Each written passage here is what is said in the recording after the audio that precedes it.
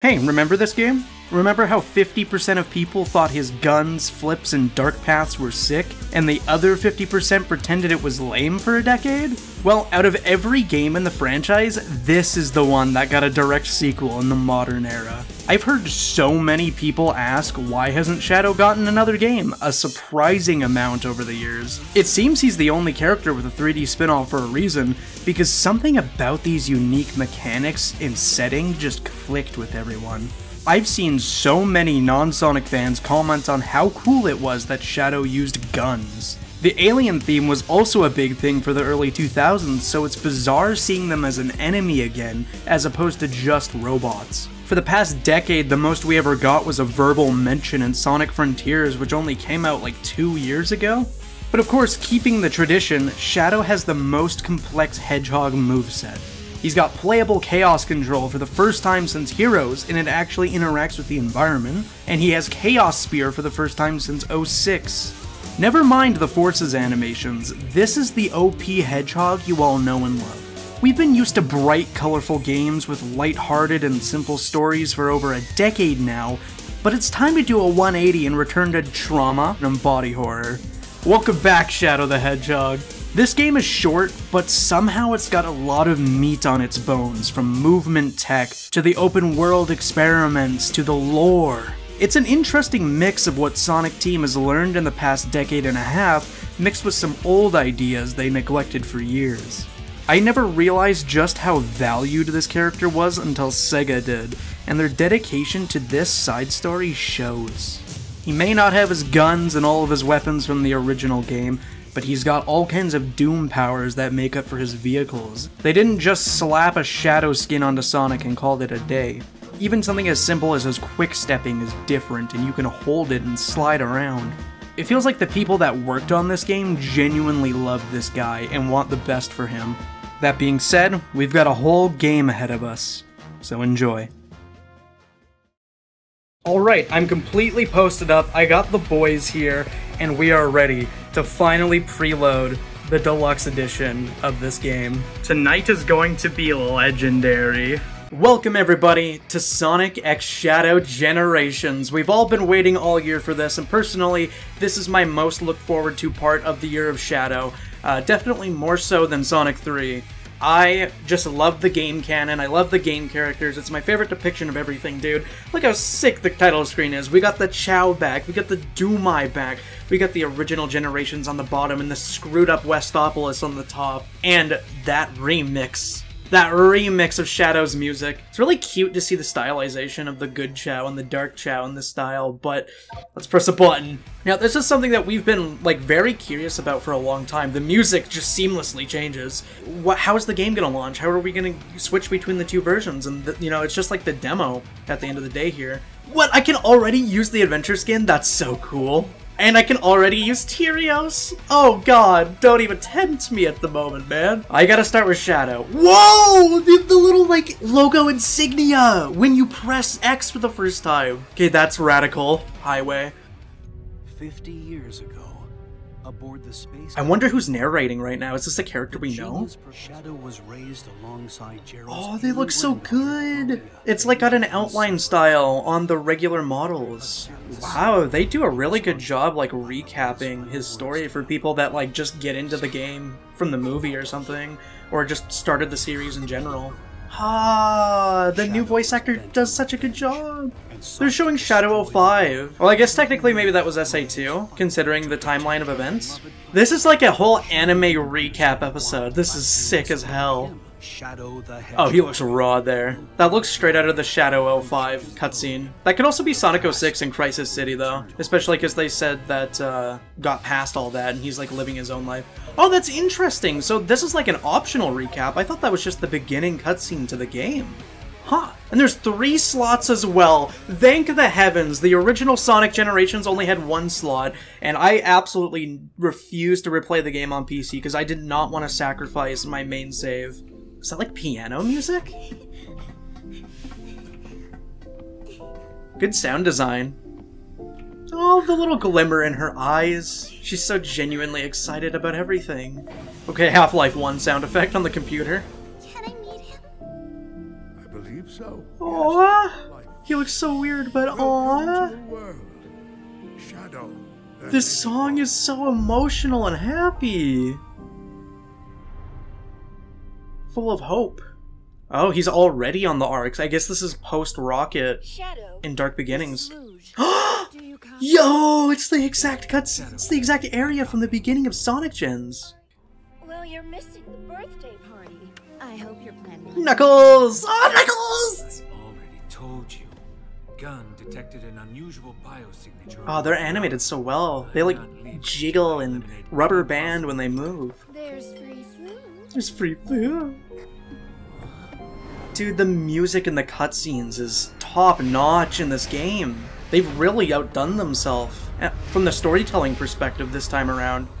Yo, what a sick loading screen. I feel like Ian Flynn wanted to... Okay, we're just already hopping into the level. That's even faster than Sonic Generations. Okay, let me finish a thought. I feel like Ian Flynn really wanted to tell a story. Oh, this is amazing. With Sonic Frontiers, and I was so surprised that they even let him do as much as he did with like all the animation and the cutscenes and the emotional music. And it's like they took that and amplified it tenfold now with Shadow Generations. Yay, you can still double jump after homing attacking things like in Sonic Frontiers. I can't tell how similar the movement is to Sonic Frontiers just yet, but I am curious. Oh, you can't. It doesn't look like you're able to actually do Meg Dashes anymore. That's sad. I can Chaos Control already? Really?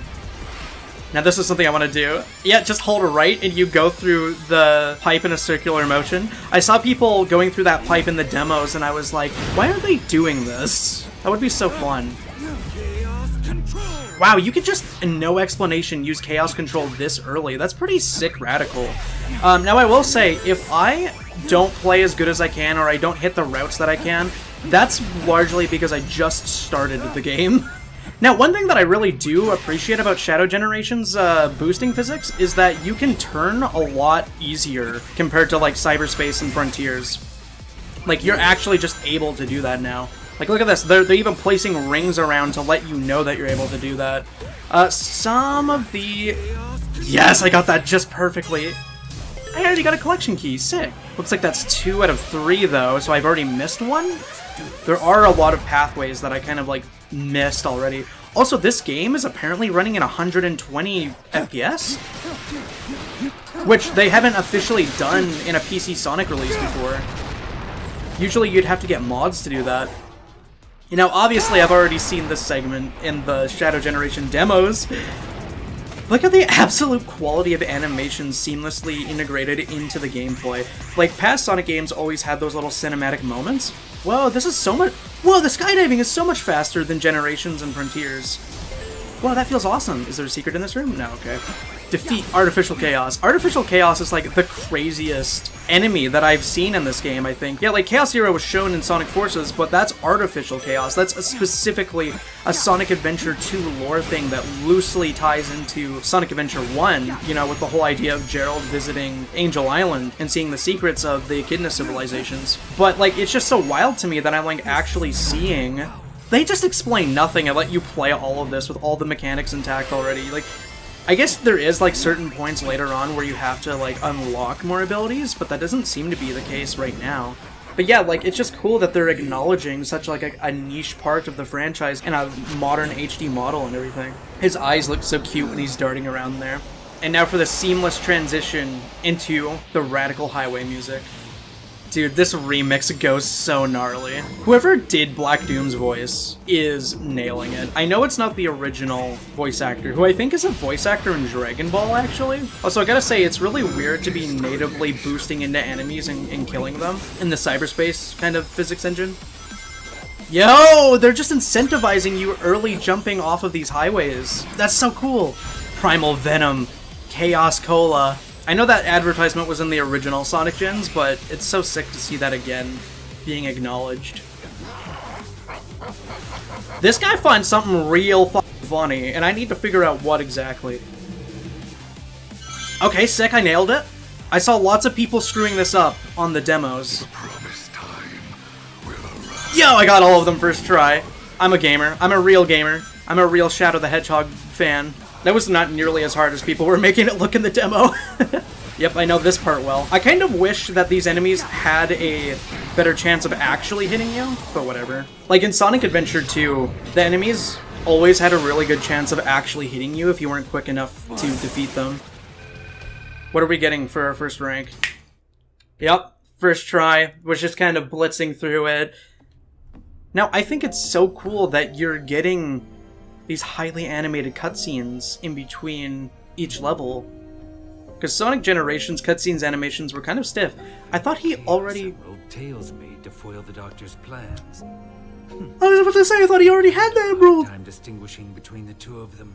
Wow, he just like straight up remembered that. I guess this might be from like earlier in the past. Maybe? When... Did they leave the fake emerald on the Ark? I don't remember. Okay, Time Eater, yep, coming in from Sonic Gen's portion. That's such a cool shot with the Earth and the Ark. Yo, dude, the way that they actually integrate the Sonic Generations cutscene. That's too cool. What amazing attention to continuity. Wow, Shadow didn't even get a chance to like run or hold on to anything. Hey, Omega, buddy. He's returning his trend of being broken down in Sonic games like 06 and Forces. Shadow doesn't give a f. He's like, okay, whatever, you're here. This music is gorgeous. I am wholly surprised that they have music this pretty in a Sonic game. Taking this cinematic angle for the first time since, I don't know, 06 maybe? This is something I would hear in a JRPG. And speaking of JRPGs, this hub is reminding me exactly of like Kingdom Hearts 3. Oh wow. Wow, we can already move around. Wow, he controls exactly like Sonic and Frontiers, but he doesn't have his drop dash and he doesn't have his little stomp jump that Sonic has to kind of bounce around. Oh wow, that's ugly. His turning isn't quite as good as Sonic Frontiers, ironically. You obtained machine parts. What the hell are we gonna be cooking? Okay, my camera control doesn't feel amazing, and his turning speed doesn't feel too impressive either. Well, these menu themes are really cool. They remind me of PlayStation. Oh, you can remap every single button in-game. The old Generations control setting. Oh, that's sick. You can play this like old Generations. Oh, distance traveled. They actually keep track of that. That's pretty sick. Especially since Generations is one of those games you're going to replay over and over. Whoa, you get an actual mini-map of everything, and Shadow's eyes move around with this little emblem. So I changed the sensitivity a bit, but it doesn't really seem to be affecting his boost at all, which is pretty disappointing. You have the momentum from Sonic Frontiers in this game? It might be peak. It might be peak. Oh my god. Oh my god, this might be the best game ever made. Oh my god, it might be the best game ever made! Oh boy! We got all the control from Frontiers! Oh my lordy! Whoa, they got an egg flapper! Just in the open zone! See, this is what I was saying about wanting Eggman's Badniks in the open zone of Frontiers, because it just reminds you of, like, traditional Sonic the Hedgehog so much more. Dude, I guess I just can't interact with any of this right off the bat. Can I... Oh, you do stomp through them, but there isn't, like, the hit stop that Frontiers has. It also feels really weird not even having access to the, Oh, I can access this, though. What? I don't know why I didn't expect unlockable music in this game, because that was in base gens, but still. Wow, so much to do. I'm overwhelmed already. Feels really weird not already having the, drop dash. There's gotta be a way for me to level up my speed, because this is kind of ridiculous so far. Yo, that's so... Oh, I'm so happy that they've incorporated the ramp boost movement like that. I guess the thing that's calling to you is, Omega. He's not fully voiced. That's a disappointment, but whatever. At least we get the one line. I was hunting Dr. Eggman's latest super weapon when it unleashed a temporal anomaly. I will assist you in returning to things to normal. Yay! I love you, Omega. You're so cool. You're so real for that one, my dude. Ah, his model looks so cool. Ah, man, I just wish there was a photo mode already. Oh, that's so cool that the camera perspective changes when you get closer to the level, like in base Generations. So, I remember from interviews, I'm pretty sure that there are 2 acts for each zone. Okay, this is like a Bit Crushed remix, and Act 2 is typically like a 2D perspective, apparently, to kind of emulate how classic Sonic was in base Generations. But this time, it's just full, 100% all natural boost gameplay. That was really sick, how they narrowly made me avoid those missiles. They actually made me think I was gonna get hit there. Sneaky little, dubious little trick there, boys. I'm already a fiend retrying for the best possible time and rank I can get. I don't know. Yeah, that is enough. Sick. I nailed it. Yeah, give me that rail grinding animation with the vacuum of space in the background. Ooh, I unlocked the music note. Sick! I didn't get that in the first act, and I gotta go back for that. I was waiting for you, and you only decided then to, like, appear. Okay, dude. So each video that I do, I'm gonna be trying my absolute darndest. What? They have the swirly mechanic from SA2. Didn't expect them to incorporate that. Oh, wait, that's gonna be so funky to use with boost physics, I swear to God. Oh, it looks so cool. Whoa, you got the momentum from, like, boosting upwards on top of that. That's really nice. There we go. Already got the other collectible. I missed the middle one, though, so I'm gonna have to replay. It looks like it's quite easy to run out of your boost gauge in Shadow Generations, interestingly. It's based off of your... Oh, that's so sick. I can't even, like, speak. There's so much going on. Yo, his sound for that is so crisp and nice. I love it. Oh, you have to, like, time it in between the missiles. Sick. Oh, and I love that he actually kind of keeps himself in the air when you use it aerially, kind of like in Sonic 06. Oh yeah, and I gotta say, like, it's really snappy and fast to do jump stomps in this game, because as I've said before, jump stomping is like a really easy way to platform and keep your forward momentum, because obviously when you go vertically it's gonna kind of mess you up, but like stomping after a jump allows you to just like jump immediately after. Whoa, cool dodges. Oh, this is where he gets the wings. It, like, shoots inside of him like an attack and infects him. That's crazy. Bro asked no questions. He's like, okay, I guess I have this now. Oh, it's a boost-related ability. Oh, that's... His jump animations get changed. Oh, I wish he had more than just, like, the one double jump, though. Like a Smash character with wings. How they get multiple double jumps because they have wings. Oh, that's so sick. That they expect you to just hold boost in the air to go through the enemies. Oh, he looks so badass. He looks like Icarus. Actually being able to glide through the air like that. Yeah, the adventure games were really good at their enemies actually doing damage to you, so a little bit disappointed that the artificial chaoses aren't really doing much to actually attack me. His little turnaround animation when you do an aerial chaos spear looks amazing. Oh, does he have a special... No, he doesn't have a special animation with his wings. Got my first achievement.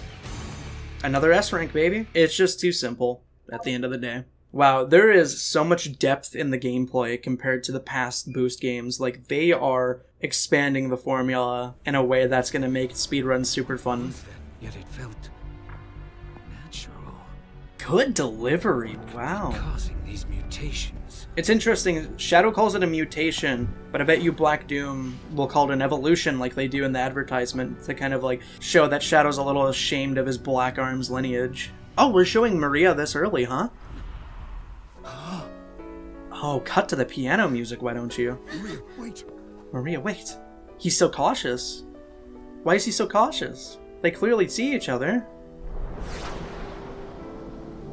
Maria, there's no way you could possibly swim in all that water. It's too far. I'm seeing things. The visions are back. Maria! What a transition. Just jump cut gunshot. Oh, they got her to say the line again. That's powerful. Deal with the problem at hand, not chase dreams. Oh, he calls it a dream because he's thinking about reuniting with her. That's cute. I completely forgot this was a thing that happens when you clear levels in Generations. Why is my camera pointed all the way down? Sick Black Arms symbol. I guess that's signifying I have the Doom Wing now. Doom gears can unlock special powers locked inside power sealing devices. So I guess this is their equivalent of the cyberspace portal, without the actual cyberspace level. Imagine we get a boss fight already. What the hell? But he already obtained the power, why is he like... Oh, he's getting the Doom Spear now. This is all happening so fast and so early in the game.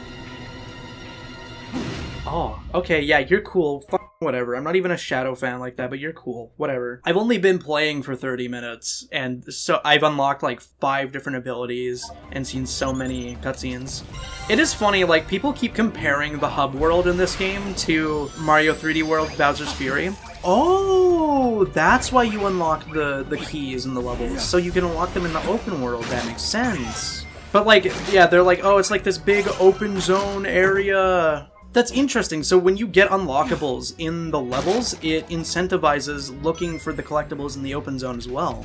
But not only is it just a big open platforming level, it also kind of has that aesthetic of like the pools of water everywhere and like, you know, predominantly using the color white. Like, they know what they're doing. I think it's funny that his rail jump animation is directly taken from Sonic Forces. I wonder if Omega gives any hints. Preliminary Black Arms research indicates it is called Black Moon. Sonic is present in counteracting the effect. Explanation. Data not found. Oh, you can just jump immediately after the rail! That's sick. I was totally expecting them to, like, completely restrict you on that end. It's so sick how ring energy kind of returned to be how you get your boost meter, and you don't just get it from defeating enemies to make it really easy for yourself. Oh, that's where it was! God, yeah, and it makes you actually have to intelligently use your boost more. You can't just, like, spam it like you were in cyberspace and Forces. You actually need to be a little bit more mindful where you're boosting and where it's, like, a good time to use it. I'm guessing that traversal will get a lot easier once you actually have, like, the Doom Surf. That was really sick, that I just jumped in Chaos Sphere. Dude, I love, like, the architectural design of this hub world. Like I was saying, like, I feel like this might be Soliana frozen in space-time or something as, like, a consequence of erasing the timeline in Sonic 06. Like, it doesn't quite look like it, it's obviously white and gold, but in one of the trailers I saw a statue that looked somewhat like the eagle statue you do see in Kingdom Valley. I'm kind of holding out that maybe this is like an old, ancient version of Kingdom Valley that we never really got to experience, because when we see Kingdom Valley in the main game, it's all like, all old and ruined and everything, obviously. Oh, that's such a sick mechanic and good sound effect. It reminds me of something I would do in, like, Super Mario Sunshine, weirdly enough. What is this? This is like a rocket? There's so much to do. I can't even stay on track. I see a shiny. That's an interesting song that's playing. That reminds me of, like, an endgame boss theme in one of the older games. Let me get you. Actually, I think this is a remix of, like, Shadow's theme, maybe? Oh, that's Rail Canyon. Sick. Oh, that's so cool that you could just see that big mountain in the open world from all perspectives.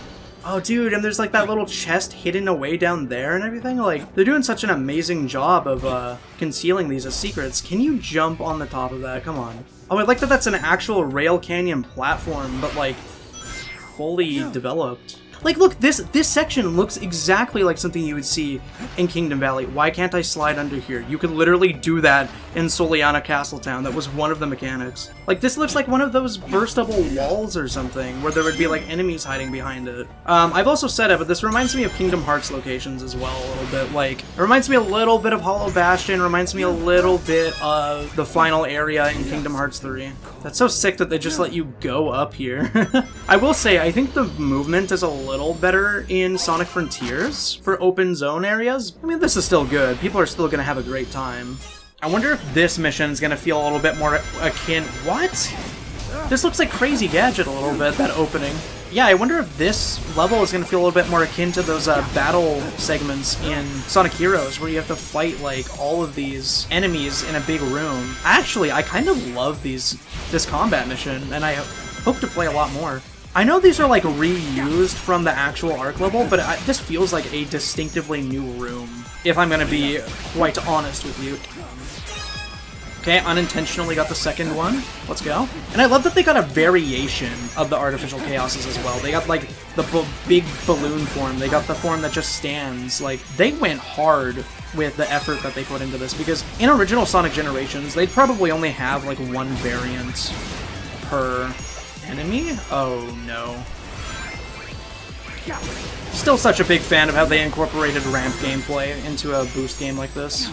God, and I love that they have, like, a special explosion effect as well, where they burst into their own, like, pool of mist. This is the part where we chaos control, so I can save on the timer. I love that it freezes the S-rank timer. Very unnecessary, actually, but really cool. So what I was trying to do last time was I was trying to, like, skip this area by jumping on top of that platform, but I did not have enough height.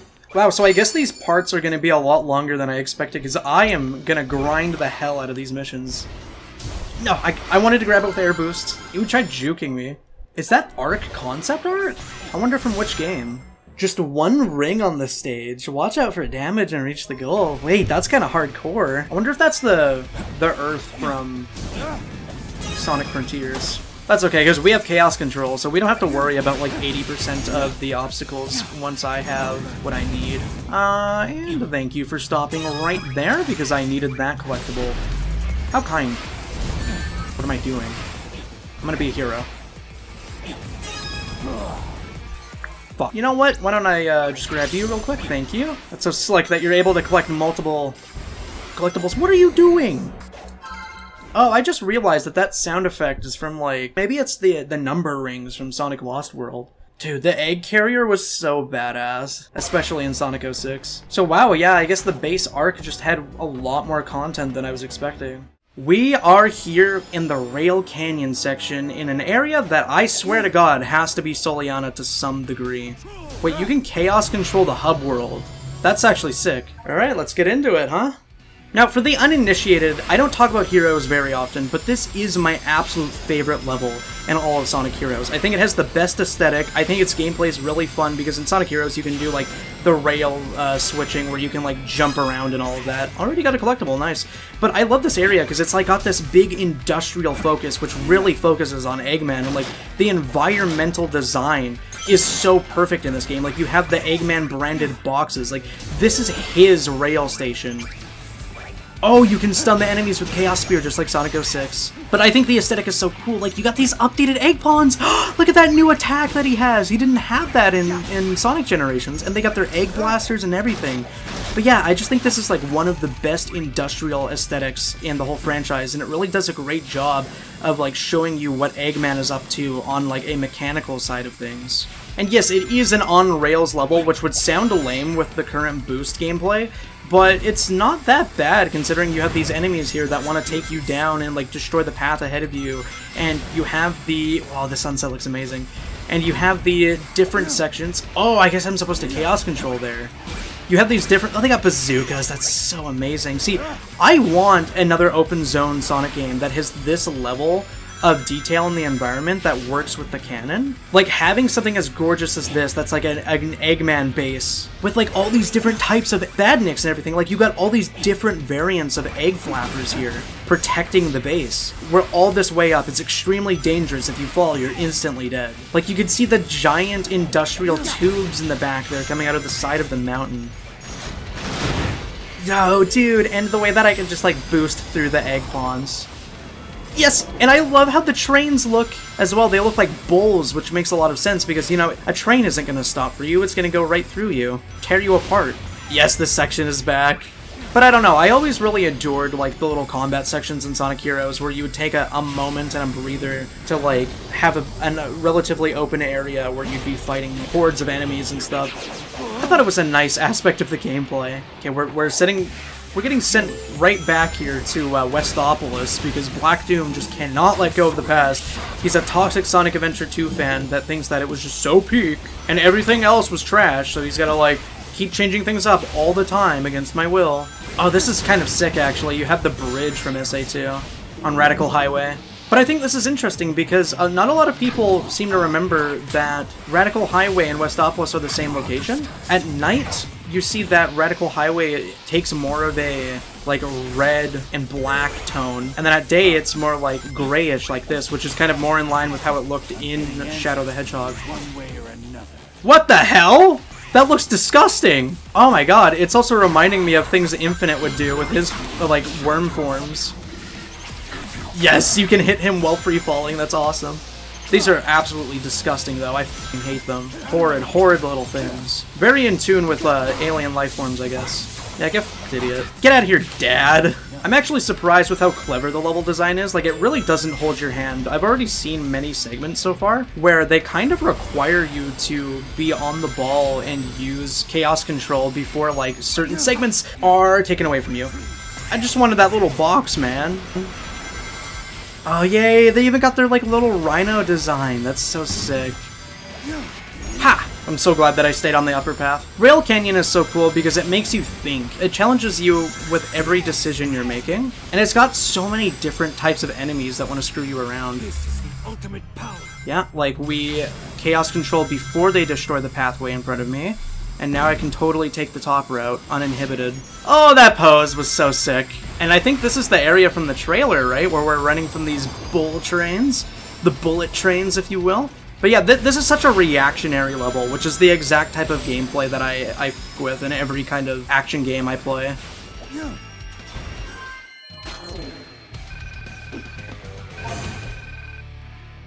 Oh, this is interesting. It's kind of like Shadow's collecting all of these and unintentionally powering up Black Doom. I guess once we receive all the things we need for him, he'll be fully powered up and then it'll be time for the final boss. Kinda similar to Sonic Frontiers in a way, where everything you did was for the benefit of the end. Oh, I love that you could see all of like the particles in the sky. Oh, you could break the scaffolding if you stomp.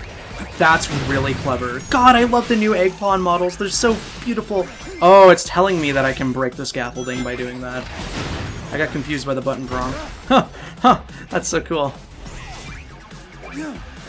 Oh, okay, it wasn't even telling me to chaos control there. I just kind of instinctively was like, yeah, let's do this. Though, I'm not sure if it's always a good idea to use those, because you could possibly accidentally skip over collectibles. Thank God they placed the collectible after the fact. I love those rail Rhino guys, because they remind me of the Rhino bot from Sonic 3. And the Rhino bot is like always my favorite badnik between both Sonic the Hedgehog 3 and Sonic 06. Oh, this area is kind of fun to play with, huh? Ow! Oh, that's interesting. They also keep the fact that when you are hit in Sonic Frontiers, you don't lose the rings until you hit the ground. And they kept that for Shadow Generations, which is really interesting to me. They did a great job on the collectible sound effect. It really makes me feel like I've achieved something. Finally got the ass.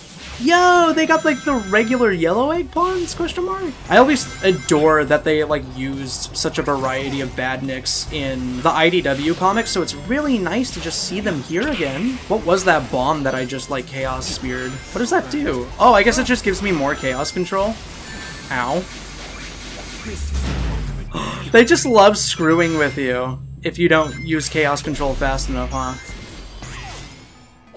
You're not hiding from me. It's never that simple when I have movement abilities, baby boy. I love that you can see all of Eggman's giant cannons in the back there. Oh, I guess you can like stomp through this part here. Oh, that's clever. That's really clever. Yo, it's like we're inside of like a little strip mine. This is reminding me of that one Black Knight level where you go through like the mining caves. I'm saving my chaos control in the event that I need it for a pathway or something. And now we're inside one of the facilities. Oh, you can see the train on the bottom. Tell me we can run on the train, please. This is so sick. Like the variety of locations and enemies. Like that, like Sonic Generations was great, but after a while, after a while, it kind of felt a little redundant using like the egg walkers and the egg pawns, especially in custom levels and stuff now. So you have a lot of choice this time around. See, that's why you save your chaos control, because that would have definitely decimated me. Oh, the fans in the back too is so pretty. Oh, you can see the rays of light coming through it all. You can see the dust of the workshop around. Wow, they really did Rail Canyon justice. I'm not sure how I feel about the song. I can barely hear it. The game is really quiet for some reason. But like visually, they did this place justice. You can't explore as much of it as the original Rail Canyon, which is a little disappointing, but I guess that's to be expected with boost gameplay. It's so uncanny seeing these hub zones turn into color again, because I haven't felt surprised by that since like 2012 when I played Generations. I do kind of want to check out the collection room just for shits and giggles.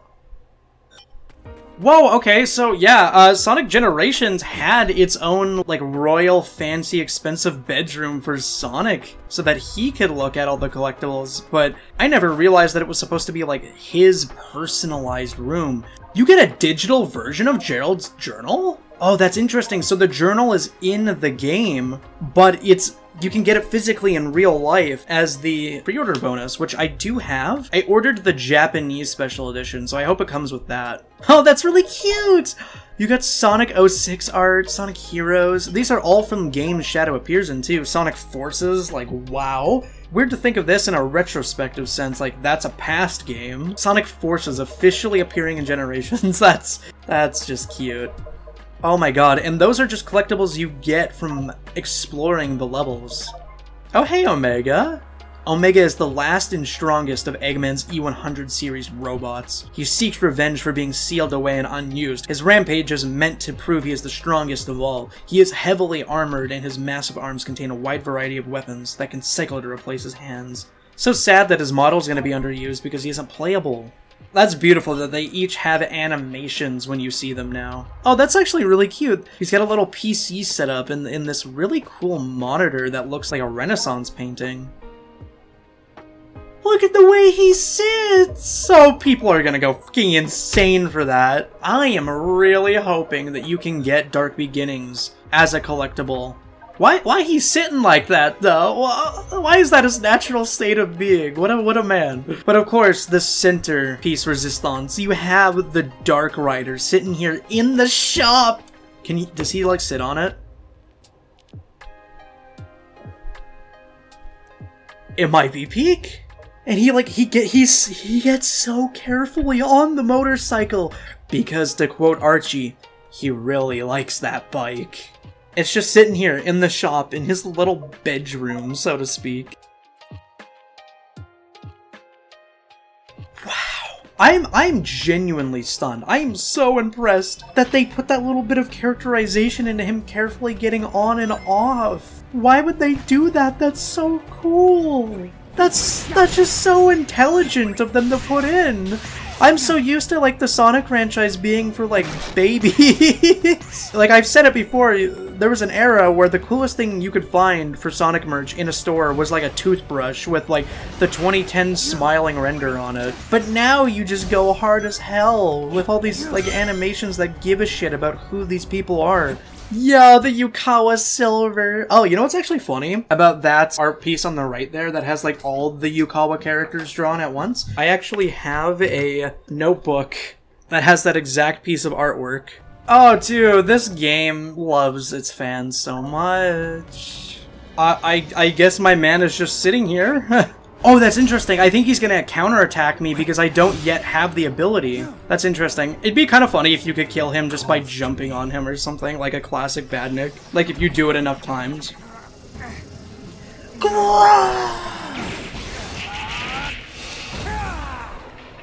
Sorry, man. I wasn't making fun of you. Sorry. Stop. That's mean. Stop.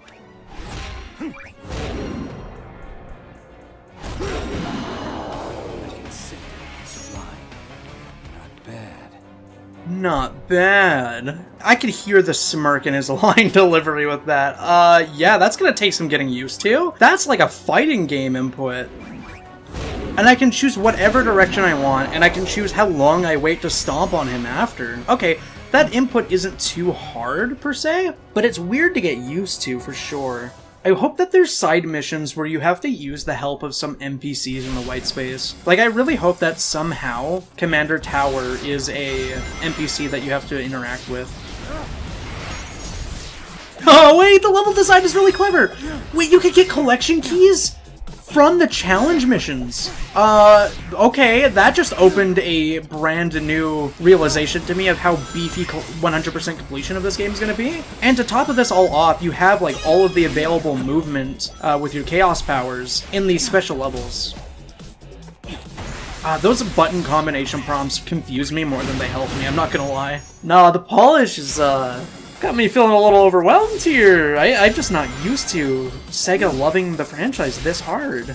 It's like it has all the improvements I would have asked for in past games. And there's multiple branching paths on these side levels too. Do you realize how sick that is? There's so much to experience. And you can also see like the amount of expected rings that you have to get to so that you're not losing track of the mission.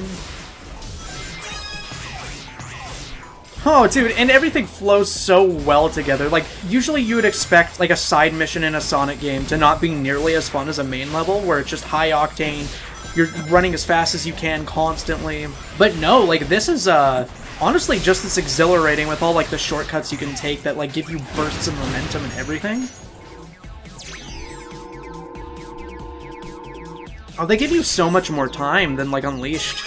That's kind of fun that they've, changed up that mechanic, because I know in like Sonic Frontiers it was basically exactly like it is in Generations and Unleashed, and I still had time for S rank.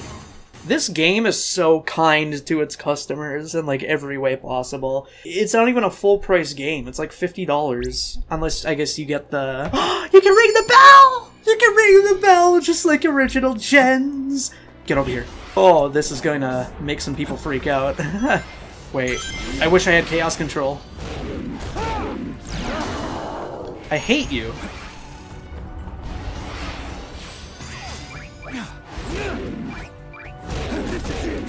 Come on! Come on! Yes! 1 second left. Radical Train! From Sonic 06, baby! With that classic logo and everything! Why did they make that mission so fun? Those are like the missions in Sonic Frontiers where you have to like reach the top of the tower and touch like the little red space on top of it. It's kind of like funny because if you showed this level to somebody before they knew anything about this game, they'd probably just think this is another Sonic Forces with like the 2D side perspective and like how like basic the level design is in comparison to like the main level design. Oh yeah, you can actually stomp on these now because it's not in real time. Okay, that's an easy S. Not even an issue.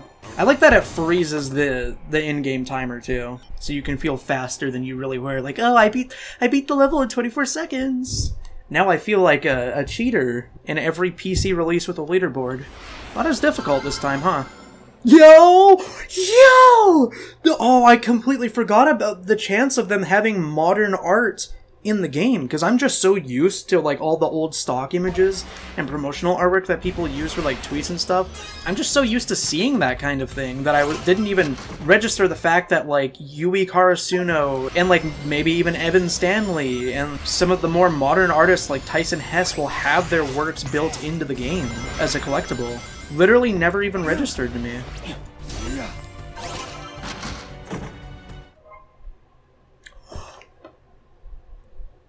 What? No way! No way! What? What? No, what? What? See, I'm not- okay, here's the thing. I'm not even a big Sonic X fan, I'm not gonna pretend to be, but it's crazy to me that they have spin-off media inside a canon game. Are we gonna see stuff from the movie? Prime?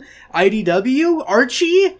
Archie might be a stretch, but they have Sonic X. Why would- like, there's a chance, maybe. How? How is that, like, allowed in real? I don't- what? What? Oh wow, they really aren't ashamed of any part of their history.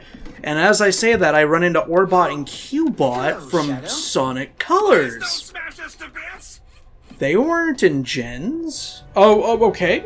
New NPC? Oh, this is where you build. Hey guys! Like, look at your awesome new models, or at the very least new textures. Oh, hello, Shadow. How are you this fine morning? Evening? It's hard to say. Words not building a weapon, honest. Quite so. We found what appears to be the framework of a rocket. Just imagine, if we could complete it, we could slip through the bonds of this ceaseless expanse. Yeah, and we can fly out of this white void, too. However, we lack the speed and tenacity to search for the necessary parts, you see. And we're lazy. Shush. So if you don't mind, could you look for the parts that could help in the reconstructions? I love his stupid voice lines. He's like screaming, "We'll save you a seat on the escape rocket, buddy!" And he just cordially agrees to help. Gracious, thank you for your generosity. Oh, they reuse the exact animation from Frontiers where he just hands over like the skill pieces. That's so funny. At least we're together. The boss went over that strange energy and disappeared. And now some monsters running around and eating time. You think he got the boss too? Hard to say. All we can do is focus on the task at hand. So that's interesting. They kind of like still keep it ambiguous as to what happened to Eggman with the time meter. They're keeping it like consistent, no spoilers. Oh, that's so sick that I can like aim up and down, left and right. This is basically my way of teleporting. Can I combo him? Is he gonna fall down? Okay, sorry for bullying you, dude. I really wish that you could do air dodges like Sonic Frontiers. It would just make the movement feel a lot better in my opinion. You can combo him! It looked like he kind of did his Sonic Forces SA2 pose animation. Alright, we need 100. It's just like SA2. I'm not even going to bother with the trails that I miss because there's a good opportunity that there's just going to be large clusters of these depending on where I'm going. Yeah, like 10 ring, 10 ring. I always love the sound effect of the 10 ring. It's like weirdly nostalgic to me. It's an old sound effect actually if you think about it. Oh, I missed a dash ring I could have jumped through. I was going too fast, ironically. Oh, I wish I had chaos control. That'd make this so much easier. I wonder if there's rings in those Eggman barrels. That's so cool! The momentum coming off of there. Oh, you have to choose between time rings and collectibles there. I like this remix a lot with the guitar. Now go for the top route. Get the 10 ring. I don't know, I think the 10 ring is so cool because it's just so satisfying every time you obtain one. Like, it's nothing crazy like a red ring or like one of these collectibles in the level, but it is... Oh my god, all these branching paths. It's just got like, I don't know, it's the 10 in the middle of the void of the ring, you know? It's got that big juicy 10 with the thick font and everything. It just looks so sick. And it's got like that sound effect that sounds like 58 rings combining into each other. Okay, that was a sick mission. The level design on that was so fun. I guess no one can complain about the fact that there's only 2 acts per zone, even though that's kind of like a regular thing for Sonic. I guess for the people that are like, oh, I kind of wanted more out of it, you know? Oh, that was really sick that I used the actual spring to collect that. They got the updated Sonic Channel art. Oh, that was so awesome. They also reused the Frontier Stomp animation when you stomp on the black arms. But I guess for all intents and purposes now, you have like 6 levels per zone. Destroy targets with Chaos Spear. Oh, I completely forgot about the possibility of needing to use Shadow's abilities in the middle of this. That's so clever. Oh, why does this feel like a spin-off game? Like Link's Crossbow Training? Or something. I'm feeling nostalgic as hell, dude. You got Rail Canyon, this awesome-ass Chaos Spear mechanic. By the way, you've never really been able to use Chaos Control efficiently in gameplay, so I find this extra fun. Like, yeah, you could use Chaos Spear in Sonic 06, but that was, like, the only game. I guess there was also Shadow of 5 where you had, like, Chaos Blast and all that kind of stuff, but just for all the history and content that Sonic has, it's like you would expect them to have so much more moments and opportunities to use such iconic abilities. Especially since they tease the fact that Sonic can use it as well. Yeah, this reminds me of some kind of arcade shooting game, honestly. Huh. Dude, these little challenge missions are kind of peak. Imagine speedrunning ILs for these missions. Didn't get that collectible. Yep, got those extra ones this time. Ah! Just like that. Perfectionate. Yes! I had like a millisecond left. All of this gameplay in a Sonic game, and I could be 60% done with Sonic Forces already. Okay, Iblis jump scare. Hey, buddy. I noticed there was a lower pathway here that I didn't see. It's like a little back alley. So that's where they're hiding the collectibles. This is the ultimate power. Oh, you can get up there, and they even made that railing into an intentional rail. That's sick. Whoa! Ha ha ha ha ha! I'm a gamer. I didn't even know this was here, but I reacted in a split second. Event Sonic vs. Shadow? Yo, I just noticed like the hub around me is slowly gaining color too. Oh, okay, so maybe my Soliano theory wasn't correct. Maybe this is just placeholder terrain everywhere. Each area is starting to look more and more. It's almost like you're getting a tiny fragmented look at what an open zone look at some of these levels would be like. And this is like your fast travel method. Play boss. I like that they don't spoil what the next boss is, but I know it's BioLizard. It's supporting me. One of the absolute best Shadow tracks ever conceived. That's cool! They got like DNA bars like surrounding him when he spawns. You can see how fleshy he is, and he's like wet from the incubator goop as well. He looks so soft, dude. I will end your suffering. I distinctly remember people gassing up that line and being like, oh my god, Shadow's actually a sensible, not completely edgy motherfucker again. Like, that's so sick. Dude, I was like disappointed to see people playing the demo for this at like Summer Games Fest and not knowing the attack patterns of BioLizard. Like, it's just the same boss, but with boost controls. I don't really get what was so difficult. I used to really hate the original BioLizard fight, because it was really confusing to me that you had to go like back and forth, but I actually have grown to believe it's a very interesting part of it. Look, he's like evolving because he was the prototype ultimate. He was evolving. But it's like now he can like low-key, yeah, a mutation, kind of just like how Shadow has been getting mutations. But these mutations are more mechanical than Shadow's like organic mutations, because these are wings for the Bio-Lizard. Shadow himself also has wings. That's so interesting, like, it's like pseudo-Frontiers combat in a way where he can do those extra punches and kicks after homing attacking.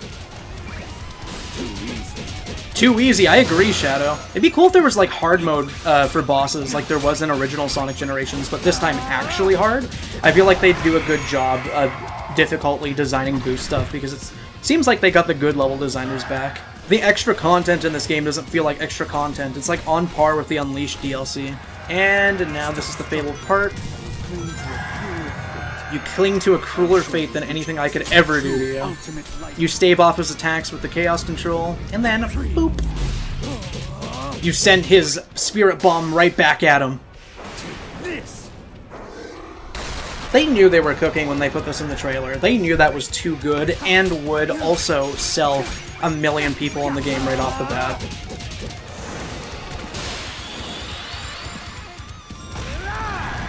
Get his ass. What a good battle cry. Oh, what a good detail too, like all the technology on Bio-Lizard became like discolored because it was fried. Vanquished Bio-Lizard, defeat Bio-Lizard. What a raw achievement name there. Another S rank because there's no other way to do it. Alright, do we got a little bit more story in us now? Wow, the area is ginormous now. But like, look at the architecture, it's all castle themed. Shadow, please respond, please. It's your dad, I haven't seen you in 15 years.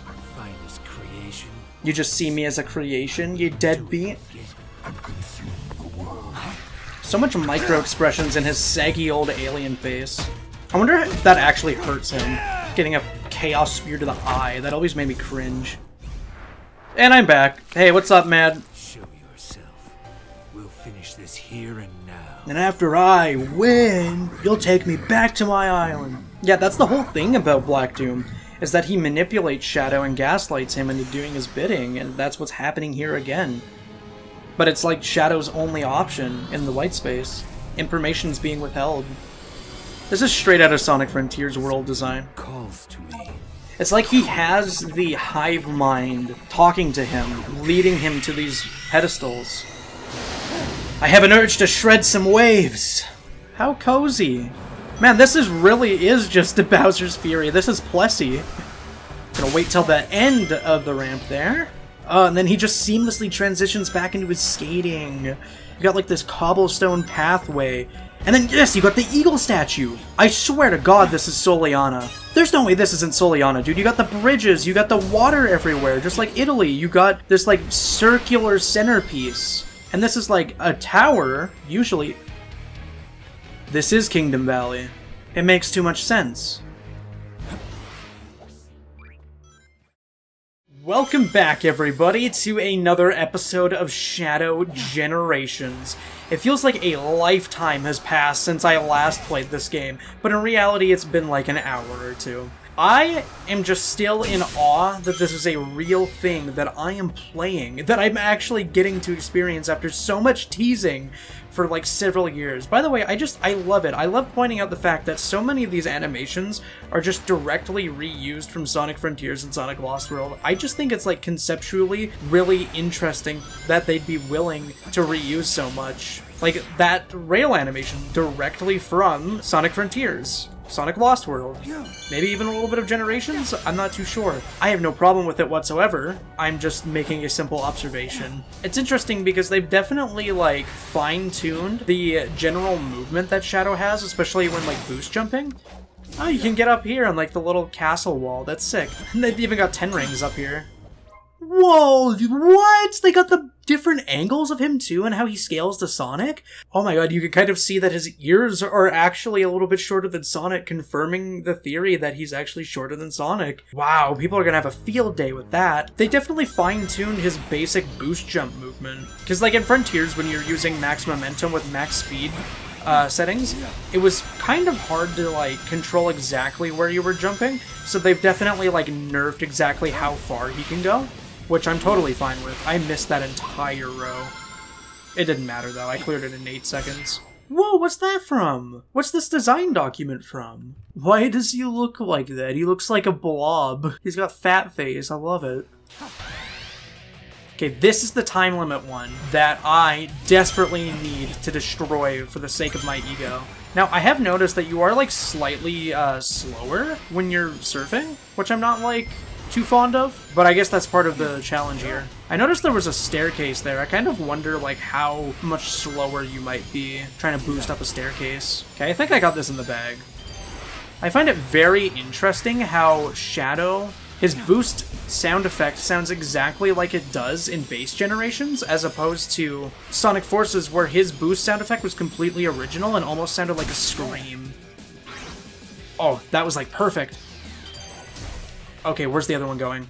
I didn't realize there was going to be so many of these. I am like clenching right now. Hopefully I can take the right route. Oh god.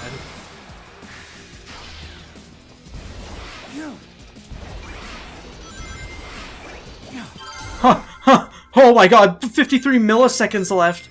Wow, definition of locked in and definition of gaming. Very proud of myself for that one. It felt like a certified badass. I've actually been saying for a long time that I really wish that there was more of those, like, timing challenges in Sonic Frontiers hub world. So, pretty cool to get what I want in the form of shadow generations, huh? It's so sick that there's, like, this environmental hub world song specifically for this regular white space, but when you do a challenge, it changes to a different version of All Hail Shadow. What does this do? I still need to figure this out. Oh, that's... Sorry, no, I totally know what this is. These are pieces of the journal. Look at that art of Maria, actually with an IV in a wheelchair. See, like, that's a part of Maria that the franchise has, like, conveniently not really touched on, is the fact that she actually is sick. Dude, this is so Mario Bowser's Fury right now. You got like this side-scrolling perspective here with like the white aesthetic and the water below you, and you have to ride on something to actually get across the water. Nothing like a good little air boost into stomp action, to correct myself. Oh damn, is that from Sonic Heroes? I love that this is just a gigantic building, because we didn't really see modern structures and, like, buildings like this in Sonic Frontiers. It was all just a natural wilderness, even though Sonic, as a franchise, is known for its mix of, like, nature and human stuff. So it's really fascinating to, like, run around in a giant open area where you can see these gigantic buildings that you can just, like, jump on the rooftops of. Like, one of my favorite parts of Rooftop Run from Sonic Unleashed is the fact that, like, you're running in a human society. Like, you're jumping around on real people's rooftops high up in the sky where you could easily just follow to your doom. Got Lethal Highway, dude, with the actual Shadow the Hedgehog logo. See, I think it's really fascinating because I never expected them to, like, return to Generations, per se. They did, and it was specifically for a side character. And the thing is, I don't really think Shadow's history as a whole is nearly as important as, like, the entirety of Sonic's history. A lot of his stuff is from what is essentially a spin-off game. You know, Shadow the Hedgehog 05 is a spin-off game. A lot of people didn't know much about the Black Arms until recently, but yet they made a whole game basically dedicated to this side character, which just goes to show how much people love him. What's up, hyper-realistic Eagle? You look even better in an official engine. Chaos X did you a lot of good, but here you are. Dude, like, look at this hyper-realistic tree. Wow, they got, like, surprising collision on this. You can boost up the tree! Okay, this game is at least 2 times better than Sonic Frontiers. In terms of, like, cyberspace control. I'm very biased about the open world of Frontiers. I love it a lot. But wow, the fact that you actually were able to do that. Huh?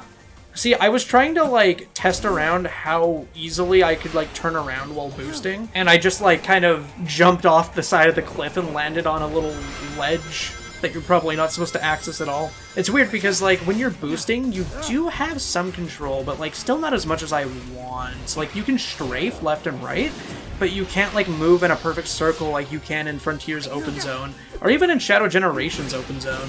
Anyways, well, look at this really detailed shadow here, where you can see like the bridge. Dude, it's fucking weird hearing the Kingdom Valley music right now. Like, I just kind of gave up on this game ever being important again. Oh wow, they got these little fans for this section. That's cute, actually.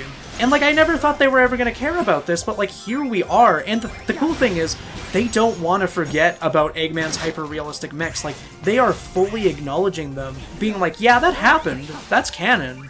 He didn't always just have these cartoony ones. Like, the ones that you saw in Sonic 06, those are valid. That really did happen, even if the timeline got erased. Oh, this is like a cavern! That wasn't in original Kingdom Valley. And it got me a collectible. That's so cool! See, like, that's one of the advantages of returning to these locations in Shadow Gens, is that you actually get to see, like, new perspectives for old locations. Oh, all his little flips and his little turns! Oh, I gotta get really used to using his like, slips and slides here. Now, I can't remember if red rings are actually in Shadow's campaign, but I haven't seen any. See, that's cool. I was working on a short about the different types of enemies in Shadow Generations, and I distinctly pointed out that is such a smooth animation. He, like, flipped in 3 different ways. He's so pretty. I understand the Shadow lovers a lot when I'm actually playing this. They actually made different versions of the Eggman mechs. Whoa, I wonder if that was the intended path or if I just kind of like hit a shortcut. Whoa, this level plays so nice in the boost format. I had to test it, But like, they had the red egg gunner in combination. Oh, sick, we have black arms. This is the first time we're fighting black arms in a level. Thankfully. Oh. I didn't do the combo correctly. See, I told you it was going to get some used to. Yeah, like, they have the giant, hyper-realistic Eggman creatures in that room that we were just in, and there's, of course, the...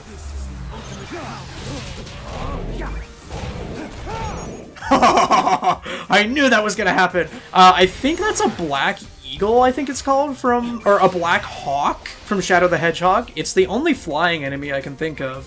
But pretty insane that they aren't just opting for one type of black arm soldier.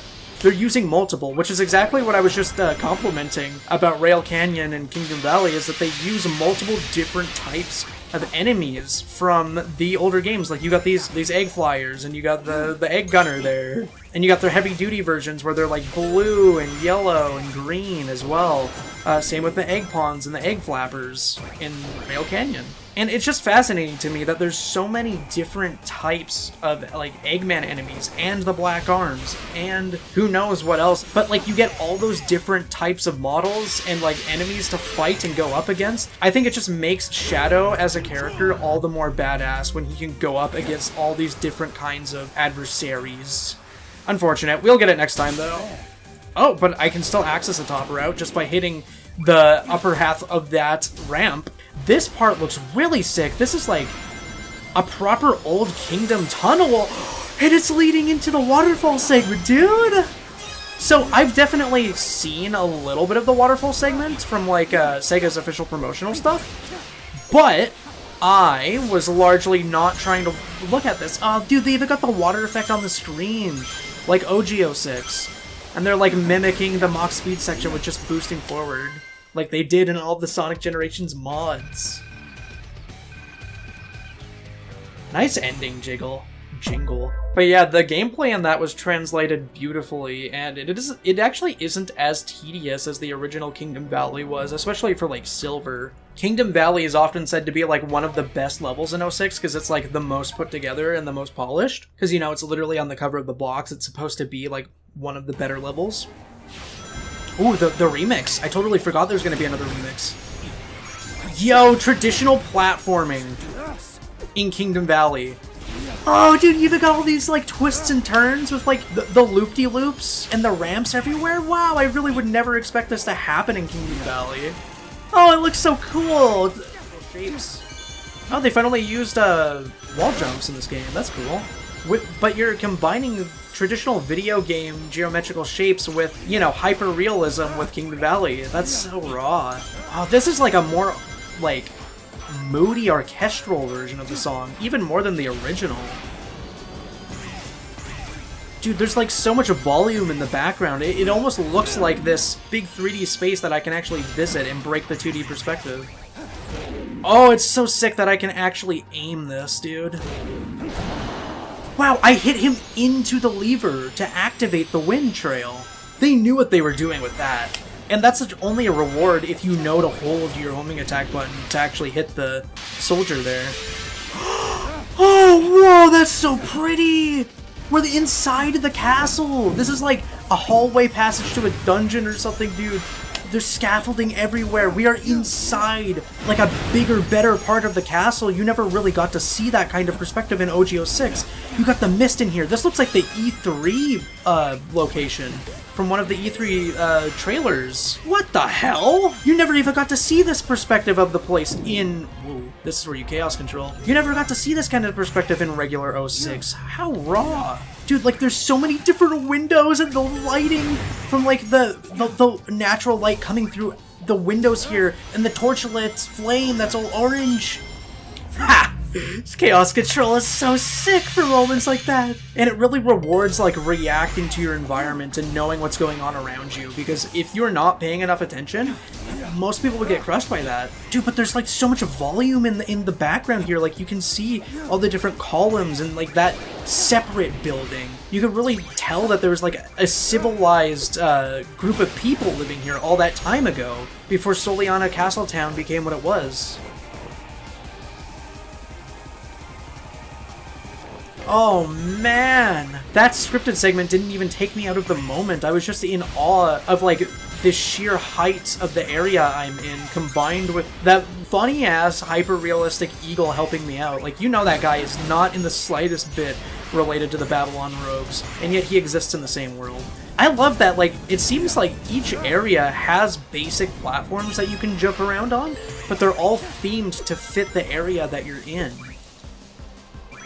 Oh, that's cool. You can only aim for the rope if you get through the middle part of that.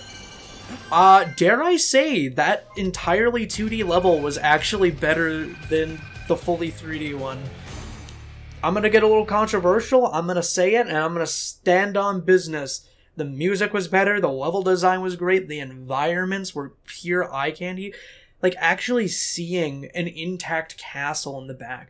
Like, in original 06, you did get to see one, but you kind of just ran up the side of it and then jumped, like, on the roof and then back down. But we actually got to go inside and get a better idea for how people lived in Soliana, just from playing the game. Not even a cutscene, not, like, lore from a comic. Just by playing the game, we got to infer that much. And now that I've actually fully restored this hub... Hi! What? Hi? Why are you here? Why? Why is he an NPC? In the Shadow story? Not even the Sonic story. And I'm gonna sidetrack my date with Big to go and grab myself some more Gerald pages, because that's really important to me. I've gotta wonder, like, who did the art for these? It might have been Evan Stanley, because I think she did do work on the physical version of the Gerald Journal. So I wonder if, like, her art made it into a game itself. Whoa, we get, like, a full cutscene. Hello, your name's Shadow, isn't it? Weird hearing Canon Big say Shadow. Buddy, Froggy? His voice sounds different than Frontiers. Oh, he just kind of, like, puts his hand on his hip and smirks. That's funny. That's so sick that these interactions have their own starting cutscene, instead of just going up and talking to them and it's just the speech bubble. Oh, I like his speech bubble. It looks pretty... No, that's too bad. Are they just straight up using his model and materials from Frontiers? Because if so, that's pretty good usage. I wonder if Ian Flynn got to decide who some of the NPC characters were. I just can't imagine, like, a higher up at Sega in a business suit putting Big into Shadow Story. He ran off again. I'll keep looking. If I see anything interesting, I'll let you know. So I guess this segment might be the Neo Metal fight? Maybe? But I think it's funny how they give you all of these options to sort of, like... Yes, give me the page. I need more of my past. Oh, look at that family photo of both of them. I'm gonna have to read these at some point here, but I'm, like, so preoccupied with the gameplay itself. But I think it's funny that they give you, like, full classic loop-de-loops like this, but it's always much faster for you to just skip through the middle, like that. I guess there is the spectacle of it if you're, like, trying to get a really cool run or something. I really like the variety of terrain they have here. This is reminding me of Sunset Heights. Yeah, you could totally see it in the walls and the barrels and the sandbags from War. Oh yeah, this is totally Sunset Heights. Wow, there's another page already? So I've been talking a whole awful lot lately. Oh yeah, that's the gate right there. You can see the bridge and everything. Yo, what? We could just go there already? Well, I guess I did beat Kingdom Valley to be fair, but... Oh, ew. This is like reusing the Frontier sneaking animation. That's kind of funny.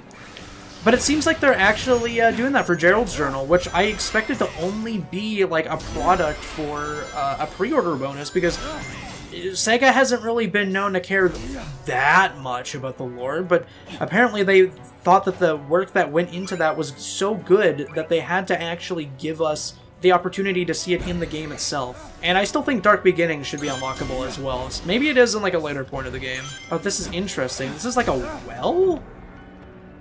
What is this? This is looking like Kingdom Valley. The music changed completely as well. Is this a real open world dungeon? Well, they have enemies here. This is just a JRPG with action combat in a Sonic game. Like, I just found a dungeon in a big open space. What am I witnessing? Aw, but it looks like I can't come here until I get Squid. Damn! The music completely changed as well. It's like a little bit more creepy. I'm getting kind of like a Mephiles vibe from that. You know what? Hear me out here. What if Neo Metal Sonic is the main boss fight for this world, but the Mephiles rival fight is down in that well? I was getting like creepy piano music vibes, which reminds me exactly of Mephiles, and I've seamlessly connected all the way back to the arc. Location, Kingdom Valley, former capital of Soliana government. Well, as an 06 fan, it's insanely cool seeing the word Soliana written out in a mainline game. Ruins are fragile and unstable. I must not enter. My overwhelming might destroy it all effortlessly. You go, Omega. You do not express useless terms like restraint or mercy.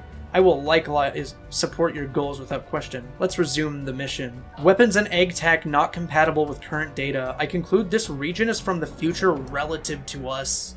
It's insane how much this area has opened up in basically just like 30 minutes of gameplay. I was extremely convinced that only that starting area was what the whole open space was going to be like in all actuality, and it was just going to be really linear the whole time. Like, you have a small tiny area around you that you can explore and get extra collectibles and then do some side missions, and that was it.